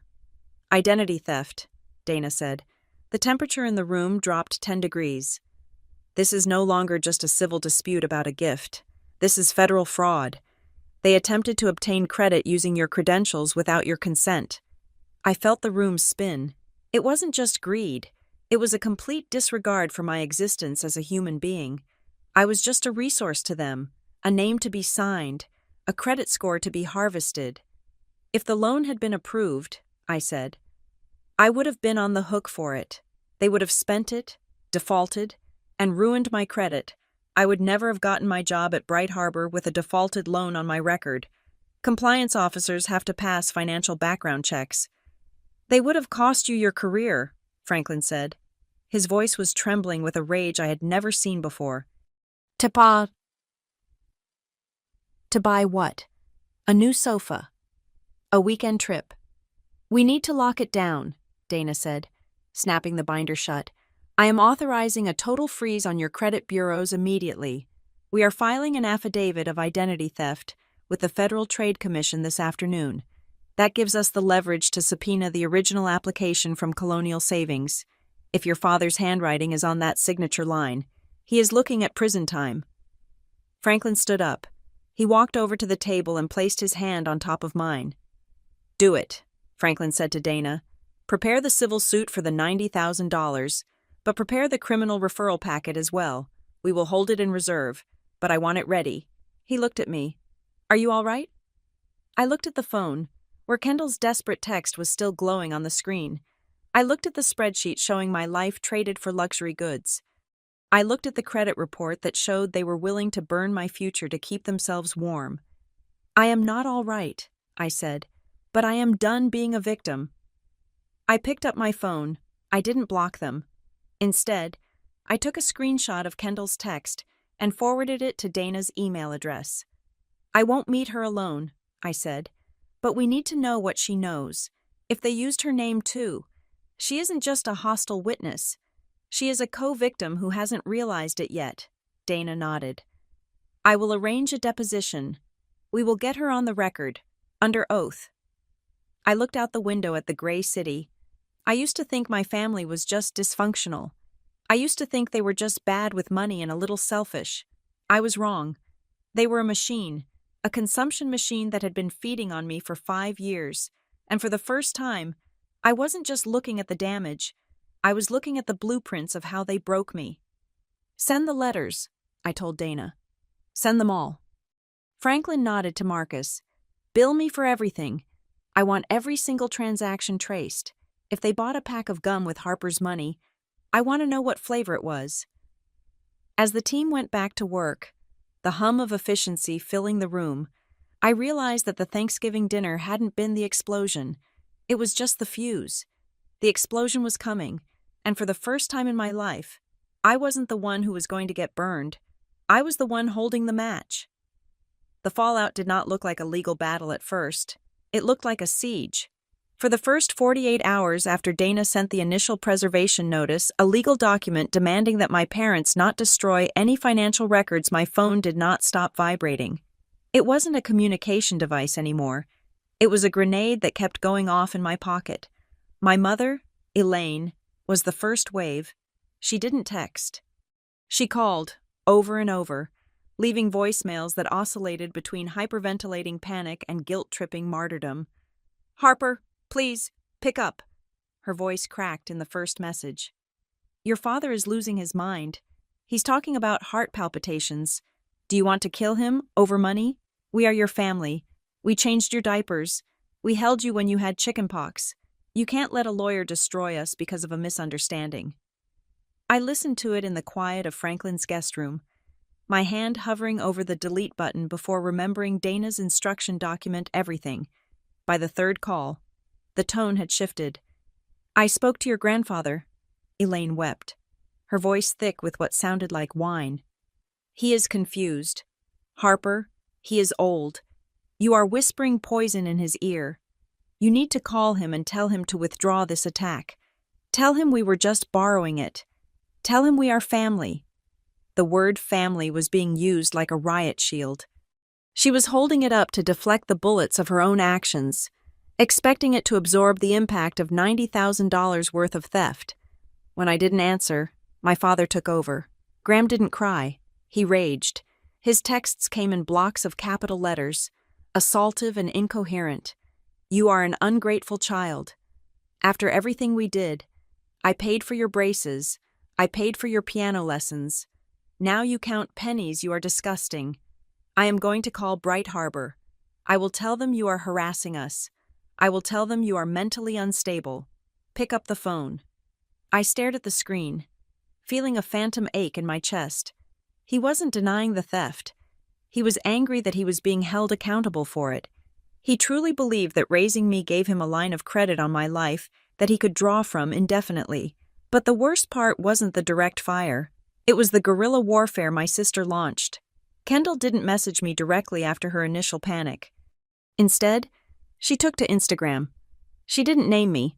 She was too smart for that, but she curated a narrative of victimization that was a work of art. She posted a black screen with white text. It's funny how money reveals people's true colors. Some people will burn down their own home just to warm their hands on the cash. Heartbroken that my circle is smaller today. Then came a photo of her and my mother, hugging, with the caption, holding on to the real ones, family over greed, always. The comments section was a firing squad. My cousins, my aunts, even old neighbors I hadn't seen in a decade were chiming in. Stay strong, hun. Toxic people need to go.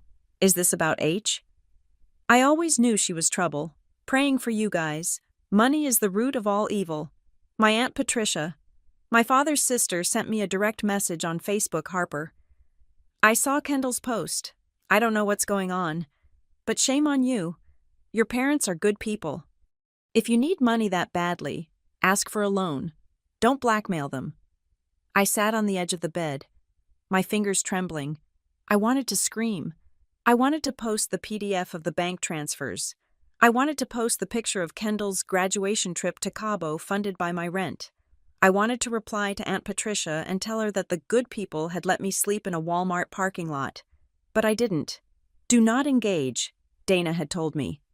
Every time you respond, you give them ammunition to claim you are emotional or vindictive.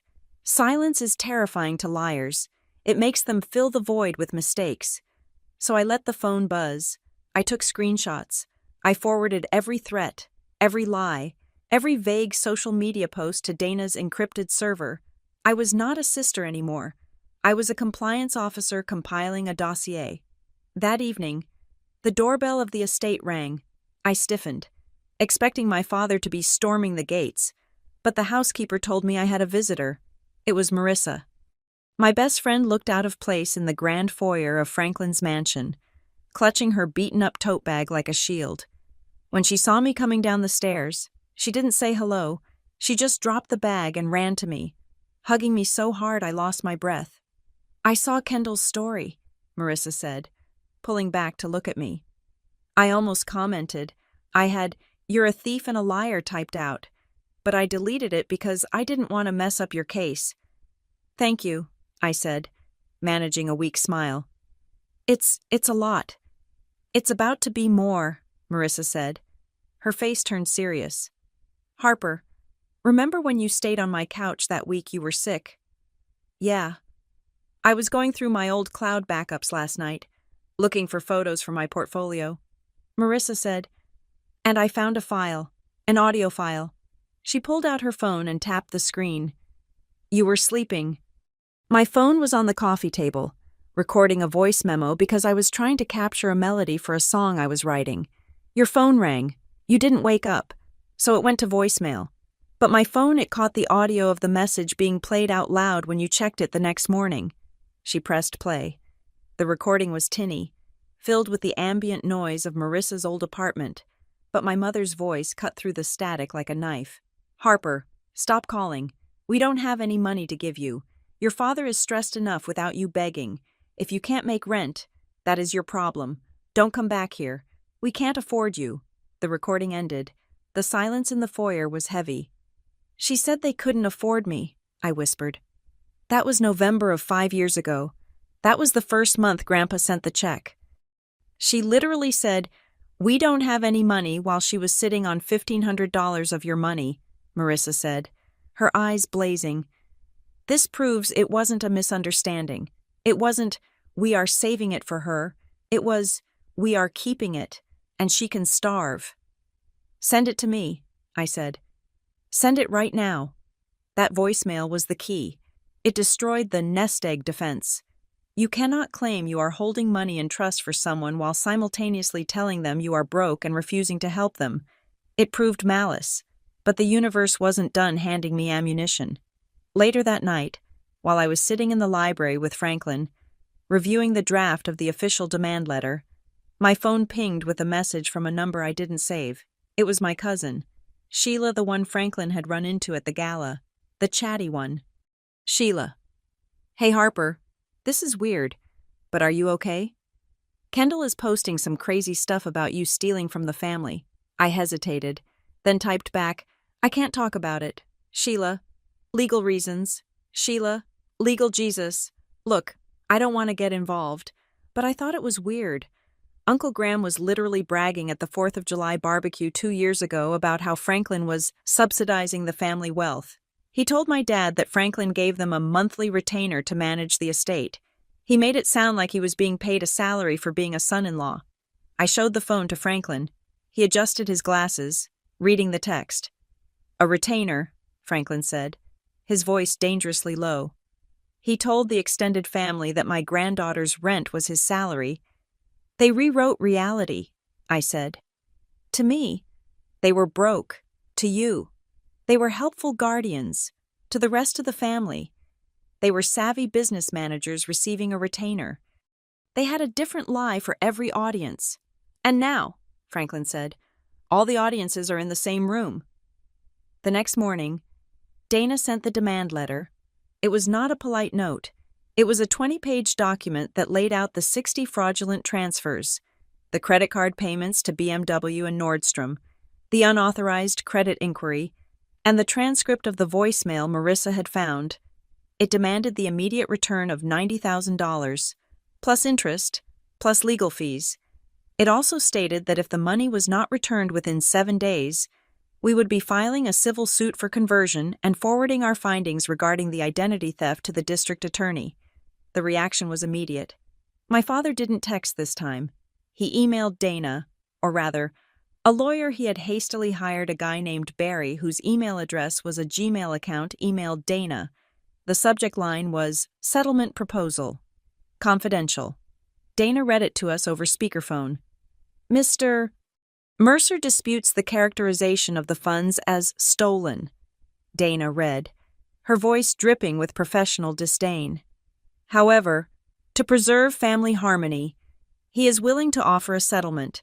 He proposes to pay Ms. Rodriguez $500 a month until the principal sum of $40,000 is reached. In exchange, Ms.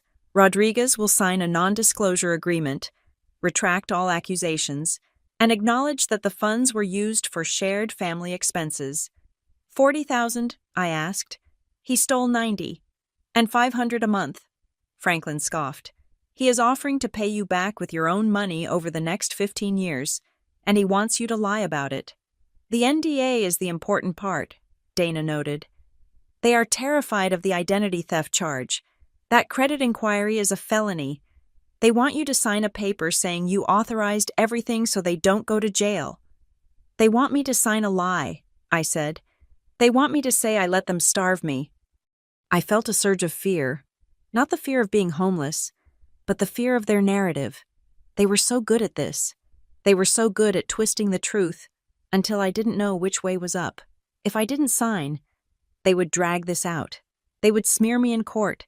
They would tell everyone I was a drug addict or mentally ill to explain why they managed my money. They will lie about me in court, I said to Franklin. They will say I'm crazy. They've already started planting the seeds with Kendall's posts. Franklin looked at me.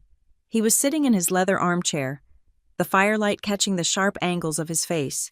He didn't look like a billionaire in that moment. He looked like a grandfather who had failed to protect his own. Let them lie, Franklin said. Lies are expensive in court. Harper, perjury is a crime. Slander is a tort. Every lie they tell under oath is another zero on the check they will eventually write. But they are my parents, I said, the words tasting like ash. I am suing my parents. People will think I'm a monster. People think a lot of things, Franklin said. But the law does not think. The law counts. He leaned forward, his eyes locking onto mine with an intensity that made me sit up straighter. You are confused about what is happening, Franklin said. You think you are suing your mother and father. You think you are suing the people who raised you. That is why you feel guilty. I do, I admitted. I feel like I'm breaking the natural order. You are not suing a family, Franklin said. His voice was soft, but it had the weight of a mountain. You are suing an action. You are suing the act of theft. You are suing the act of deceit. You are suing the act of predation. The fact that the people who committed these acts share your DNA is a tragedy, but it is not a defense. He pointed to the stack of evidence on the table, the spreadsheets, the texts, the voicemail transcript. That is not a mother, Franklin said, pointing to the voicemail. That is a debtor. That is not a father. He pointed to the BMW payments. That is an embezzler. Treat them as such. I looked at the papers. He was right. The people in those documents weren't the parents I had yearned for. They were strangers who had worn my parents' faces while they picked my pockets. No deal, I told Dana. Reject the settlement. Reject the NDA. Tell them I want the full $90,000. I want the interest. And I want an admission of guilt. They won't give you an admission, Dana warned. They will fight to the death to avoid admitting they were wrong. Then we go to court, I said, and we let the judge do it for them. I hung up the phone.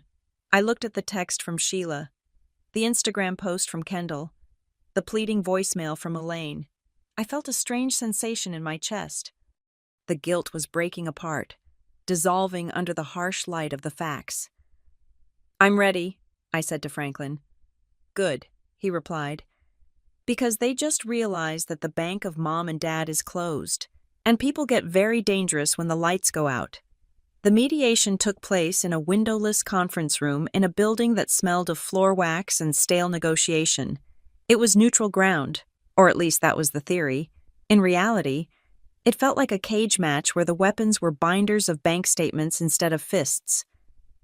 On one side of the long oak table sat my parents and their lawyer, Barry, a man whose suit was slightly too shiny and who kept checking his watch as if he had a parking meter running. On the other side sat Dana, Marcus the forensic accountant, and me.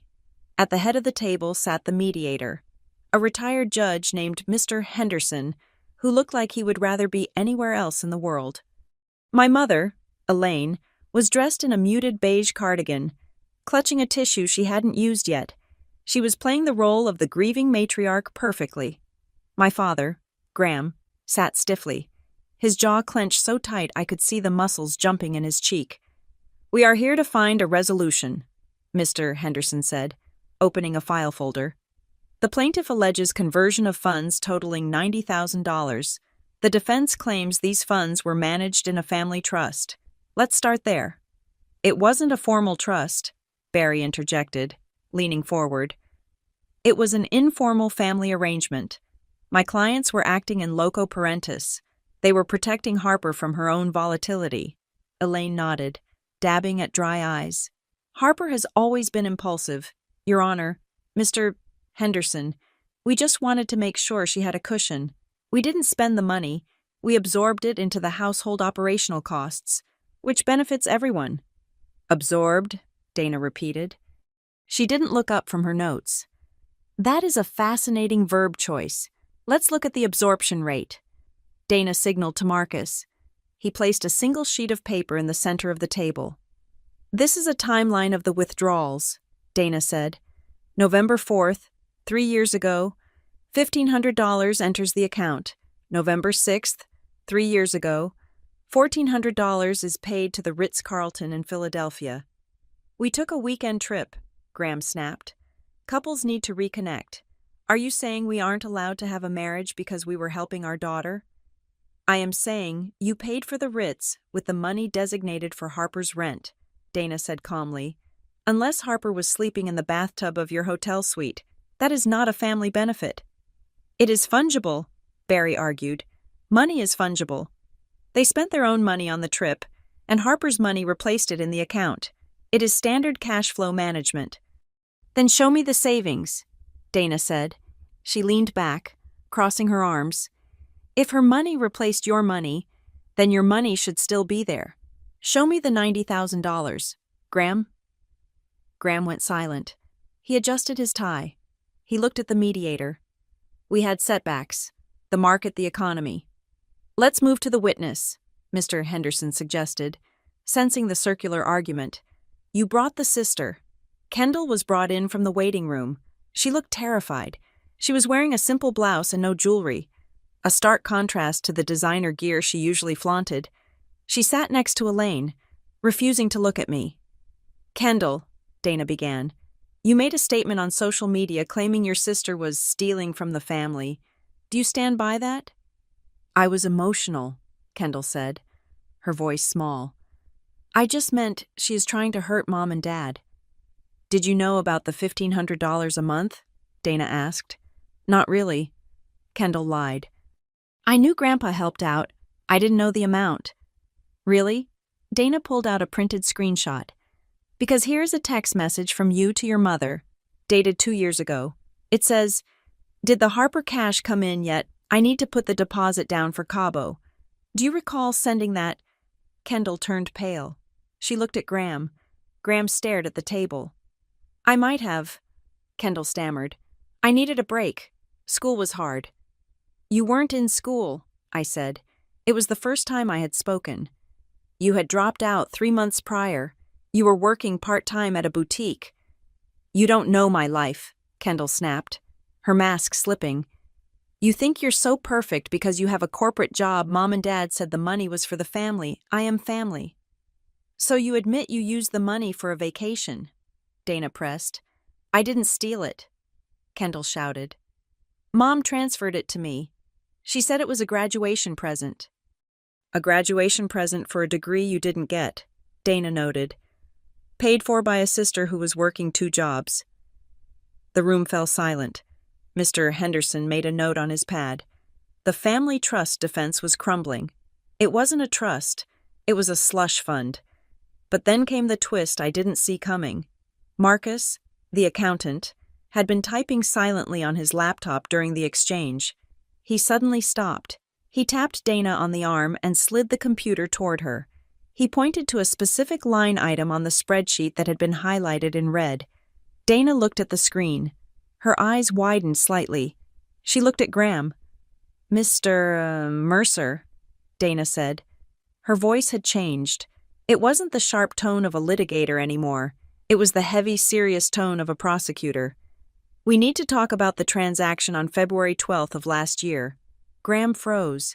He didn't just stiffen. He went rigged. What about it? On February 12th, Dana read. A transfer of $4,000 was made from the account where you received Harper's rent. But it didn't go to a credit card, and it didn't go to Kendall. She turned the laptop so the mediator could see. It went to an account labeled Mercer Adjustment Fund at a bank in the Caymans, Dana said. But upon tracing the routing number, which we were able to do because of the Interbank Cooperation Treaty regarding fraud, that account is not yours. It is a holding account associated with the firm you work for, an account used to balance shortfalls in client premiums. The air left the room. I looked at my father. He was gray, not pale gray. You weren't just spending the money on lifestyle, I realized aloud. You were covering a shortage at work. Graham stood up. His chair scraped violently against the floor. That is proprietary business information. You have no right to look at my professional accounts. We have every right when you commingle funds, Dana said. You took $4,000 of Harper's money and wired it to your employer to cover what a missing premium, a calculation error. Or were you skimming from work, Graham, and using Harper's money to plug the hole before the auditors found it? This was it. The case had just metastasized. It wasn't just a family dispute anymore. If Graham was moving money to hide losses at his firm, that was corporate embezzlement. That was prison. Barry, the cheap lawyer, looked at Graham with horror. Graham, is that true? Did you wire personal funds to the corporate account? Graham didn't answer. He slumped back into his chair, putting his head in his hands. I can explain, Graham whispered. It was a temporary loan. I had a client who I needed to float a payment. I was going to pay it back. Ponzi schemes always start with a temporary loan, Franklin had told me once. My father was running a personal Ponzi scheme, robbing his daughter to pay his employer to keep his job. We need a recess, Barry said, standing up quickly. 5 minutes? Outside. They scrambled out of the room, Graham, Elaine, and Kendall, trailing behind like frightened ducklings. When they returned 10 minutes later, the dynamic had shifted completely. The arrogance was gone. In its place was naked fear. We have a proposal, Barry said, his voice shaky. Mr. Mercer is willing to agree to the full repayment of $90,000. He will liquidate his 401k to make the first payment of $50,000 immediately, and the rest will be paid over 2 years. I looked at Dana. It was everything we asked for. But, Barry added, there is a condition, a strict non-disclosure agreement. Ms. Rodriguez cannot discuss the source of the funds, the nature of the dispute, or specifically the transaction regarding the Cayman account. If she violates this, the settlement is void, and she owes damages. He was trying to buy my silence to save his career and stay out of jail. He wants to bury the work fraud, I said to Dana. He is terrified, Dana confirmed. If his compliance department hears about this, he is finished. I looked at Graham. He was looking at me with pleading eyes. Harper, please, if this gets out, I lose my license. I lose the pension. Your mother, she has nowhere to go. For a second, the old guilt flared. He was my father. Destroying his career felt like patricide. But then I remembered the voicemail. We can't afford you. No, I said. Graham blinked. What? No NDA, I said. I won't sign it. I won't be the keeper of your secrets anymore. I did that for 5 years. I let you tell everyone I was a failure so you could look successful. I am done lying for you. Harper, you are destroying us, Elaine shrieked. She reached into her oversized purse. You leave me no choice. I didn't want to do this, but you are forcing me. She pulled out a manila envelope and slammed it on the table. This is Harper's medical file, Elaine announced, her voice hysterical. From Dr. Aris, it proves she is bipolar. It proves she has episodes of delusion. She imagines things. She imagines money that isn't there. She is an unreliable witness. Dana reached for the file before Mr. Henderson could touch it. She opened it. She scanned the first page, then the second. She started to laugh. It was a cold, dry laugh. Mrs. Mercer, Dana said, did you look at these dates? They are from her diagnosis, Elaine insisted. This letter from Dr. Aris is dated 3 years ago, Dana said. But Dr. Aris retired 5 years ago. I know this because he is my uncle. Elaine's mouth fell open. And this signature, Dana pointed to the bottom of the page. It looks remarkably like it was traced. In fact, if I hold it up to the light, I can see the pixelation from a scanner. Dana slammed the folder shut. The sound echoed like a gunshot. You just submitted forged medical records to a legal mediation proceeding, Dana said. That is not just a tactic, Elaine, that is fraud upon the court, and since you did it to discredit a witness, it is also tampering. Dana turned to the mediator. We are moving for immediate sanctions, Dana said, and we are withdrawing any willingness to settle. We will see you in court, and I will be submitting this folder to the district attorney as Exhibit A. No, Graham shouted. Elaine, you idiot. What did you do? I was trying to help, Elaine wailed. I just wanted them to stop. I stood up. I felt a strange sense of calm. The chaos was swirling around me, my father screaming at my mother, my sister crying in the corner, the lawyers shouting over each other. But I was in the eye of the storm. I looked at them, really looked at them. They weren't crying because they had hurt me. They weren't crying because they had stolen $90,000 from their own flesh and blood. They weren't crying because they had let me sleep in a car. They were crying because the game was over. You aren't sorry, I said. My voice was quiet, but it cut through the noise. Graham stopped yelling. He looked at me. You aren't sorry you did it, I said. You're just sorry you got caught. I turned to Dana. Let's go. I have nothing left to say to these people. Harper, wait, Kendall cried, grabbing my arm. What about me? I didn't sign the medical thing. Don't ruin my life, too. I looked at her hand on my arm, the arm of the sister she had mocked, the sister she had used to buy a trip to Cabo. I gently but firmly removed her hand. You spent the money, Kendall, I said. You enjoyed the ride. Now you have to pay the toll. I walked out of the conference room. I didn't look back. Behind me, the sound of my family imploding was the loudest thing I had ever heard, but as I stepped into the hallway, the only thing I felt was the cool, clean air of the truth. They had tried to paint me as the unstable one, the sick one, the broken one, but in the end, they were the ones who were broken. I was just the bill collector, and the debt was finally due. The courtroom was colder than I expected. It was a sterile, windowless box in the Superior Court building, smelling faintly of lemon floor polish and old paper. There was no gallery full of spectators, no dramatic music, just the hum of the ventilation system and the scratching of the court reporter's stenotype. I sat at the plaintiff's table next to Dana Kessler. On the other side, my parents sat with their lawyer, Barry. They looked smaller here, without the backdrop of their renovated kitchen or the armor of their social standing. They just looked like two middle-aged people terrified of a spreadsheet. Kendall sat behind them, chewing on her cuticle until it bled. Judge Alvarez entered.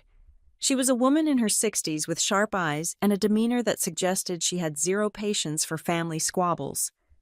She sat down, adjusted her robe, and looked at the docket. "We are here for the matter of Rodriguez versus Mercer," Judge Alvarez said. "Claims of conversion, fraud, and breach of fiduciary duty. Ms. Kessler, you may proceed." Dana stood up. She didn't pace. She didn't shout. She simply walked to the podium and placed a thick binder on the stand. "Your Honor," Dana began, her voice crisp and clear, "this case is not about a family misunderstanding. It is about mathematics. And mathematics does not lie." She motioned to the large screen set up for the court. The first slide appeared. It was the same data we had analyzed in the conference room, but laid out for judicial scrutiny. "Exhibit A," Dana said. 60 individual wire transfers.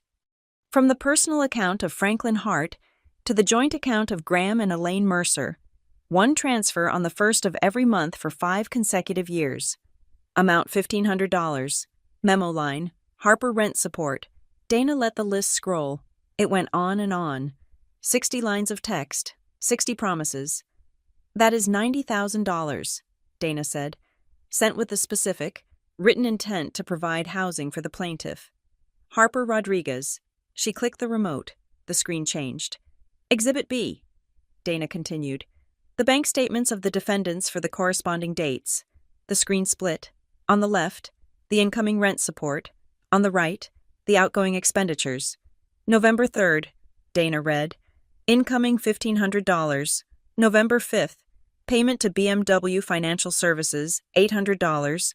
Payment to Nordstrom, $400. Cash withdrawal, $300. She clicked again. "December 2nd, incoming $1,500.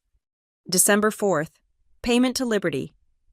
Travel for a deposit on a vacation to Jamaica, $1,200. Objection. Barry stood up, his suit jacket bunching up at the shoulders. Relevance. The defendants used commingled funds to manage the household, which Harper was a part of effectively, as she is their daughter. Harper did not live in the household, Dana countered smoothly. She had been evicted by the defendants 5 years prior. Paying for a BMW that Harper never drove and a vacation Harper never took is not household management. It is theft. Overruled, Judge Alvarez said. Continue, Ms. Kessler. Dana spent the next hour dismantling their life. She didn't leave them a shred of dignity. She matched every single rent support check to a luxury purchase. She showed the judge the pattern. It wasn't random. It was a reflex. As soon as the money hit their account, they spent it on themselves. Then, it was my turn. I took the stand. I placed my hand on the Bible and swore to tell the truth. I looked at my parents. My mother was weeping silently, a practiced, tragic weeping. My father was staring at the table, refusing to meet my eyes. Ms. Rodriguez, Dana asked, where did you live from November of 5 years ago to present? I lived at 402 Elm Street, apartment 4B, I said. And then I moved to 1210 Oak Avenue. And who paid the rent at these locations? I did, I said. How? I worked, I said. I worked as a filing clerk during the day, and I worked the night shift at a diner called the Night Owl. Dana handed me a stack of papers. Please identify these documents. These are my pay stubs, I said, flipping through them, and copies of my canceled checks made out to my landlords. Did you ever receive $1,500 a month from your parents? Never, I said. Did they ever offer to help you with rent? No, I said. In fact, when I asked for help, they told me they didn't have the liquidity. Liquidity, Dana repeated. Interesting choice of words for people receiving $90,000 a year in subsidies. Barry stood up to cross-examine me. He looked sweaty. Ms. Rodriguez, Barry said, trying to sound authoritative. Is it not true that your parents bought you groceries, that they kept a room for you at their house, that they considered that money a safety net for your known emotional instability? I bought my own groceries, I said, keeping my voice flat. And I haven't slept in their house in 5 years. As for my emotional instability, I have held a high-level compliance job for 4 years. My instability seems to be a narrative my parents invented to justify keeping my money. Barry faltered. He didn't have anywhere to go. The numbers were against him. Next came Marissa. She took the stand wearing a blazer she had borrowed from me. She looked fierce. Ms. Perez, Dana said, do you recall the night of November 12th? 3 years ago. I do, Marissa said. It was snowing. Harper knocked on my door at 3 in the morning. She was shaking. She told me her heat had been turned off, and she had been sleeping in her car. Did she ask her parents for help? She tried, Marissa said. She looked directly at Elaine. I heard the voicemail her mother left. Please read the transcript of that voicemail for the court, Dana requested. Marissa picked up the paper. Her voice didn't waver. Harper, stop calling. We don't have any money to give you. Your father is stressed enough without you begging. If you can't make rent, that is your problem. Don't come back here. The courtroom was silent. Judge Alvarez looked at Elaine. It was a look of pure disgust. Thank you, Ms. Perez, Dana said. The defense's turn was a disaster from the start. Barry tried to argue the family pot theory that money in a family is fluid, and that by improving the parents' life, they were improving Harper's potential inheritance. It was a trickle-down theory, Barry argued weakly. Mr. and Mrs. Mercer were building an estate that Harper would one day inherit. They were investing the funds in the family home. Dana stood up for the rebuttal. Your Honor, trickle-down economics is a political theory, not a legal defense for conversion, and you cannot invest someone's rent money in a kitchen renovation while that person is homeless. Then came the moment that broke the dam. Barry called Kendall to the stand. It was a Hail Mary pass. He wanted Kendall to testify that the family dynamic was supportive, that everyone shared everything. Kendall walked to the stand. She looked like a trapped animal. She had seen the evidence. She had seen the judge's face when the Cabo trip receipts were shown. She knew the ship was sinking. Kendall, Barry asked gently, would you say your parents were generous? Did they share their resources with you and your sister? Kendall looked at Barry. Then she looked at Graham, who gave her a subtle, encouraging nod. Then she looked at me, and then she looked at the judge. Self-preservation is a powerful instinct. Kendall realized that if she lied under oath, she could be charged with perjury. She also realized that if she aligned herself with the losing side, she would go down with them. They were generous with me, Kendall said quietly. And with Harper? Barry asked. Fishing for the lie. Kendall hesitated. She took a breath. No, she said. Barry froze. Excuse me? They weren't generous with Harper, Kendall said, her voice gaining a tremulous strength. They were terrified of her finding out. Objection, Barry shouted. Witness is speculating. Overruled, Judge Alvarez said, leaning forward. Go on, Ms. Mercer. What were they terrified of? Kendall gripped the railing of the witness stand. 2 years ago, before I went to Cabo, I asked Mom if we could afford it. I knew Dad was having trouble at work. Mom told me not to worry because the Harper check had just cleared. The courtroom went deadly still. And then, Kendall continued, tears spilling over. She told me specifically, don't ever mention the money to Harper. If she knows we get it, she will ask for it, and we need it more than she does. A gasp came from the defense table. Elaine had covered her mouth with her hand. Graham looked like he had been shot. She told you to hide it, Dana said, stepping forward to nail the coffin shut. She explicitly instructed you to conceal the funds from the beneficiary. Yes, Kendall whispered. She said Harper was used to being poor, so she wouldn't miss what she never had. Thank you, Dana said. No further questions. That was the nail. That destroyed the misunderstanding defense. It wasn't an accident. It wasn't bad bookkeeping. It was a conspiracy.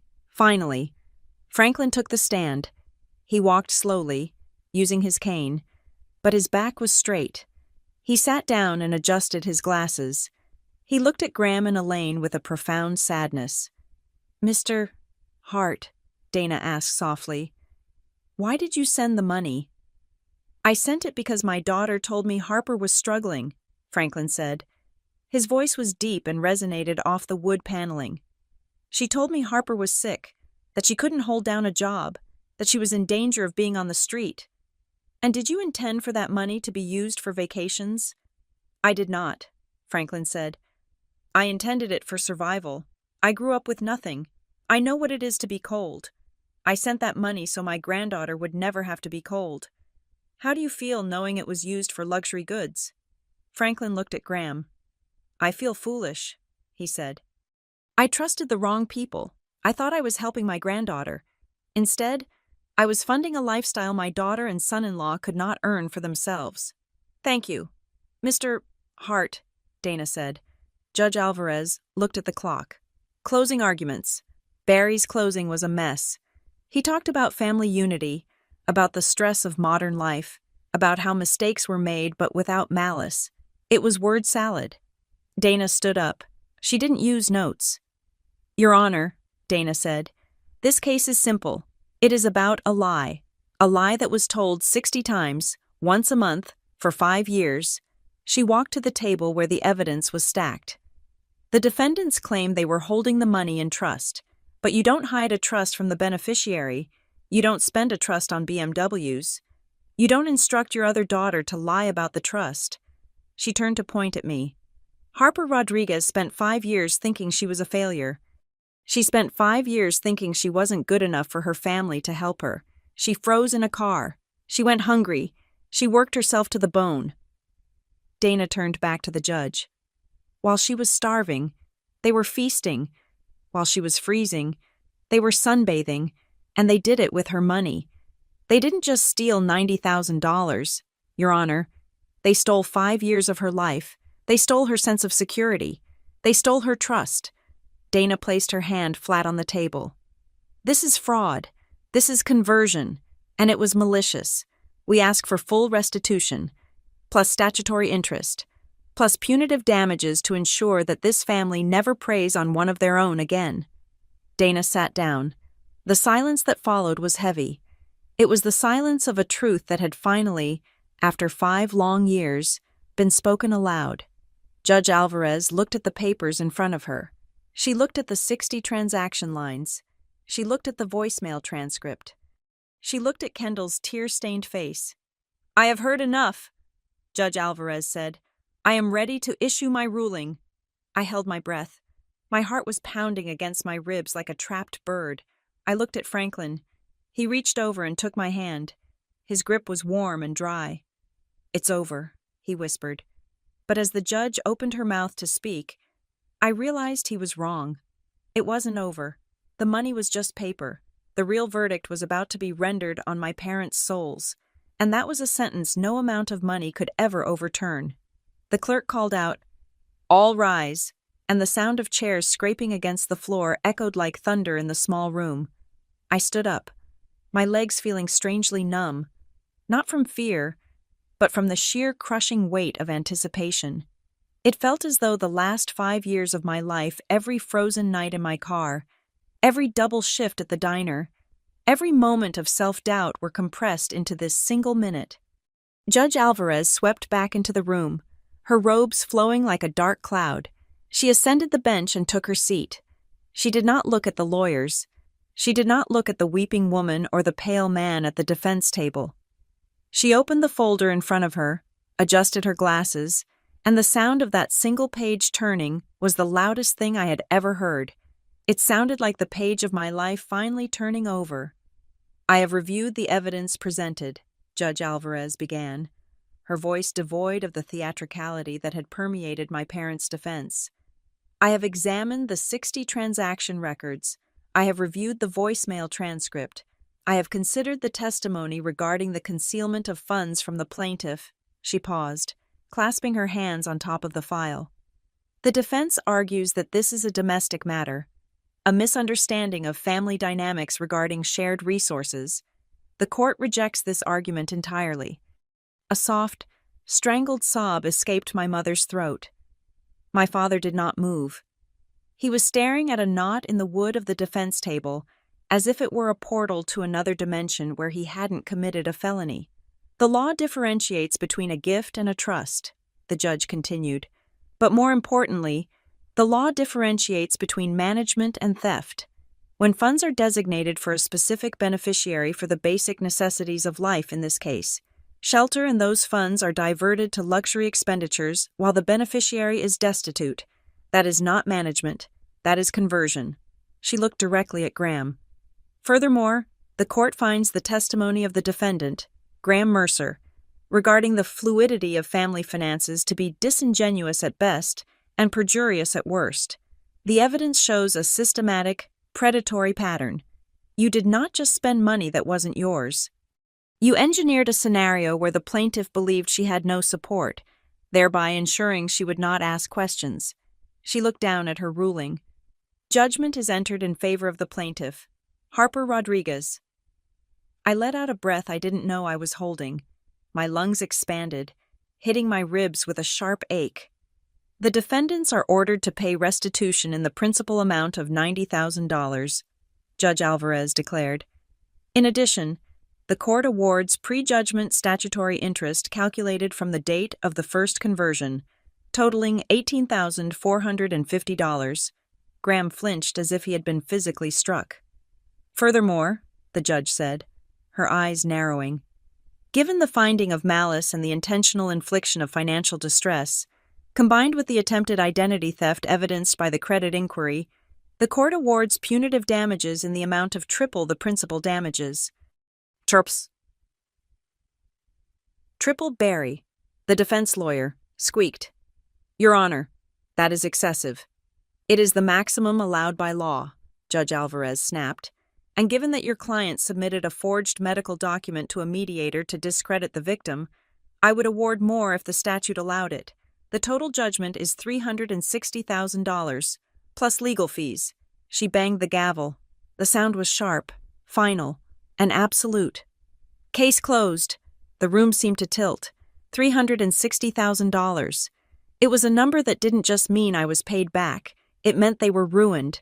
It meant the house with the marble kitchen was gone. It meant the BMW was gone. It meant the facade was gone. Elaine Mercer collapsed onto the table, her wails filling the room. It wasn't the polite crying of a victim anymore. It was the ugly, raw sound of someone who had lost everything. We can't pay that, she screamed, looking at the judge, then at Franklin. Daddy, please. We will be on the street. We will lose the house. Franklin stood up slowly. He looked at his daughter. His face was not angry. It was just incredibly tired. Then you will know how Harper felt, Franklin said. Graham was frozen. He was doing the math in his head, the lien on the house, the garnishment of his wages, the inevitable firing when this judgment hit the public record and his compliance department saw the fraud finding. He looked at me. His eyes were wide, hollow, stripping away the arrogance that had defined him my whole life. Harper, he whispered across the divide, we are your parents. I looked at him. I looked at the man who told me I needed to build character while he stole my rent. I know, I said. That is why it hurts so much. But I am not the one who did this. You are. I turned my gaze to Kendall. She hadn't moved. She was sitting in the chair behind them, her hands gripping her knees. She wasn't crying. She was staring at me with a look of total shock. For the first time in our lives, she wasn't looking at the big sister who was a failure. She wasn't looking at the scapegoat. She was looking at the person who had just brought down the entire house of cards. There was no smirk, no eye roll, just the terrifying realization that she was alone now. The bank of Mom and Dad hadn't just closed. It had been foreclosed. All rise, the clerk said, as the judge exited. We stood. The energy in the room dissipated, leaving only the wreckage. Dana Kessler closed her binder with a satisfying snap. She didn't smile. She didn't high-five me. She simply picked up her briefcase. The truth does not need to scream, Dana said quietly, echoing the promise she had made me weeks ago. It only needs to be entered into the record, and now it is permanent. Thank you, Dana, I said. Don't thank me, she said. You gave me the bullets. I just pulled the trigger. Franklin walked over to me. He placed his heavy hand on my shoulder. He didn't offer a hug. He didn't offer a celebratory speech. That wasn't his way. "It is done," Franklin said. "It's done," I repeated. "Before we go," Franklin said, reaching into the breast pocket of his suit, "I want you to see this. I found it in my old daily planner from 5 years ago. I kept it because I keep records of everything." He handed me a small, yellowed piece of paper. It was a page torn from a notepad, covered in his jagged, distinctive handwriting. I took it. The date at the top was November 1st, 5 years ago. The exact day I had left home. Call from Elaine, 9:00 a.m. The note read, "Harper has had a breakdown. She is refusing to work. She is threatening to run away and live on the streets. Graham and I are terrified.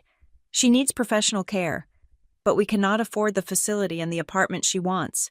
Please, Dad, she is sick. If you send $1,500, we can keep her safe. We can manage her." I stared at the note. They hadn't waited. They hadn't stumbled into the theft. The very morning I left, the morning they kicked me out, my mother had called him. She had invented a breakdown.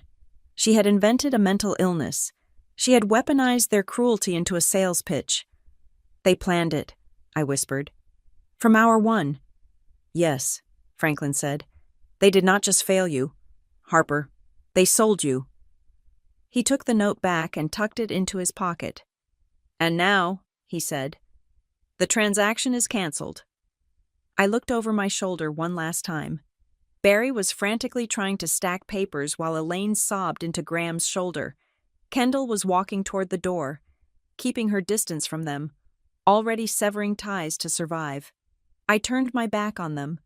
I walked toward the heavy double doors of the courtroom. I pushed them open, and the air of the hallway hit me. It smelled of nothing. It didn't smell like fear. It didn't smell like poverty. It didn't smell like grease from a diner fryer. It smelled like zero. I walked out of the building and onto the courthouse steps. The city noise washed over me, sirens, traffic, people talking. I took a deep breath. It went all the way to the bottom of my lungs. For 5 years, I had been breathing shallowly, afraid to take up too much space, afraid to exist too loudly. Now, I filled my lungs. I felt light, not the lightness of happiness, exactly, but the lightness of unburdening. I didn't have to prove I was sane anymore. I didn't have to prove I was responsible. I didn't have to prove I was worthy of food or shelter. I was free. I didn't look back at the courthouse windows to see if they were watching. I didn't care. They were part of my history now, like a scar that had finally faded to white. I reached into my pocket and pulled out my phone. I turned off the silent mode. A notification popped up immediately, but it wasn't a text from my mother begging for mercy. It wasn't a nasty comment from a relative. It was a calendar reminder. 2 p.m. Team meeting. Bright Harbor Compliance Group. Subject review of Q4 regulatory audit. I stared at the screen. That was my life, my real life, the one I had built with my own hands, my own brain, and my own resilience. No one had given it to me. No one was holding it for me. I swiped the notification away and opened my email to reply to my boss. "I'm on my way," I said to the empty air. I walked down the steps, my heels clicking a steady, confident rhythm on the concrete, walking away from the family that cost me $90,000, and walking toward the woman who was finally, undeniably, priceless. Thank you so much for listening to this story. I would love to know where you are tuning in from today. Are you listening while driving, cooking, or maybe winding down for the night? Please leave a comment below to share your thoughts and connect with others. If you enjoyed Harper's journey, please subscribe to the Maya Revenge Stories channel, like the video, and hit that hype button to help this story reach even more people. Your support means the world to us.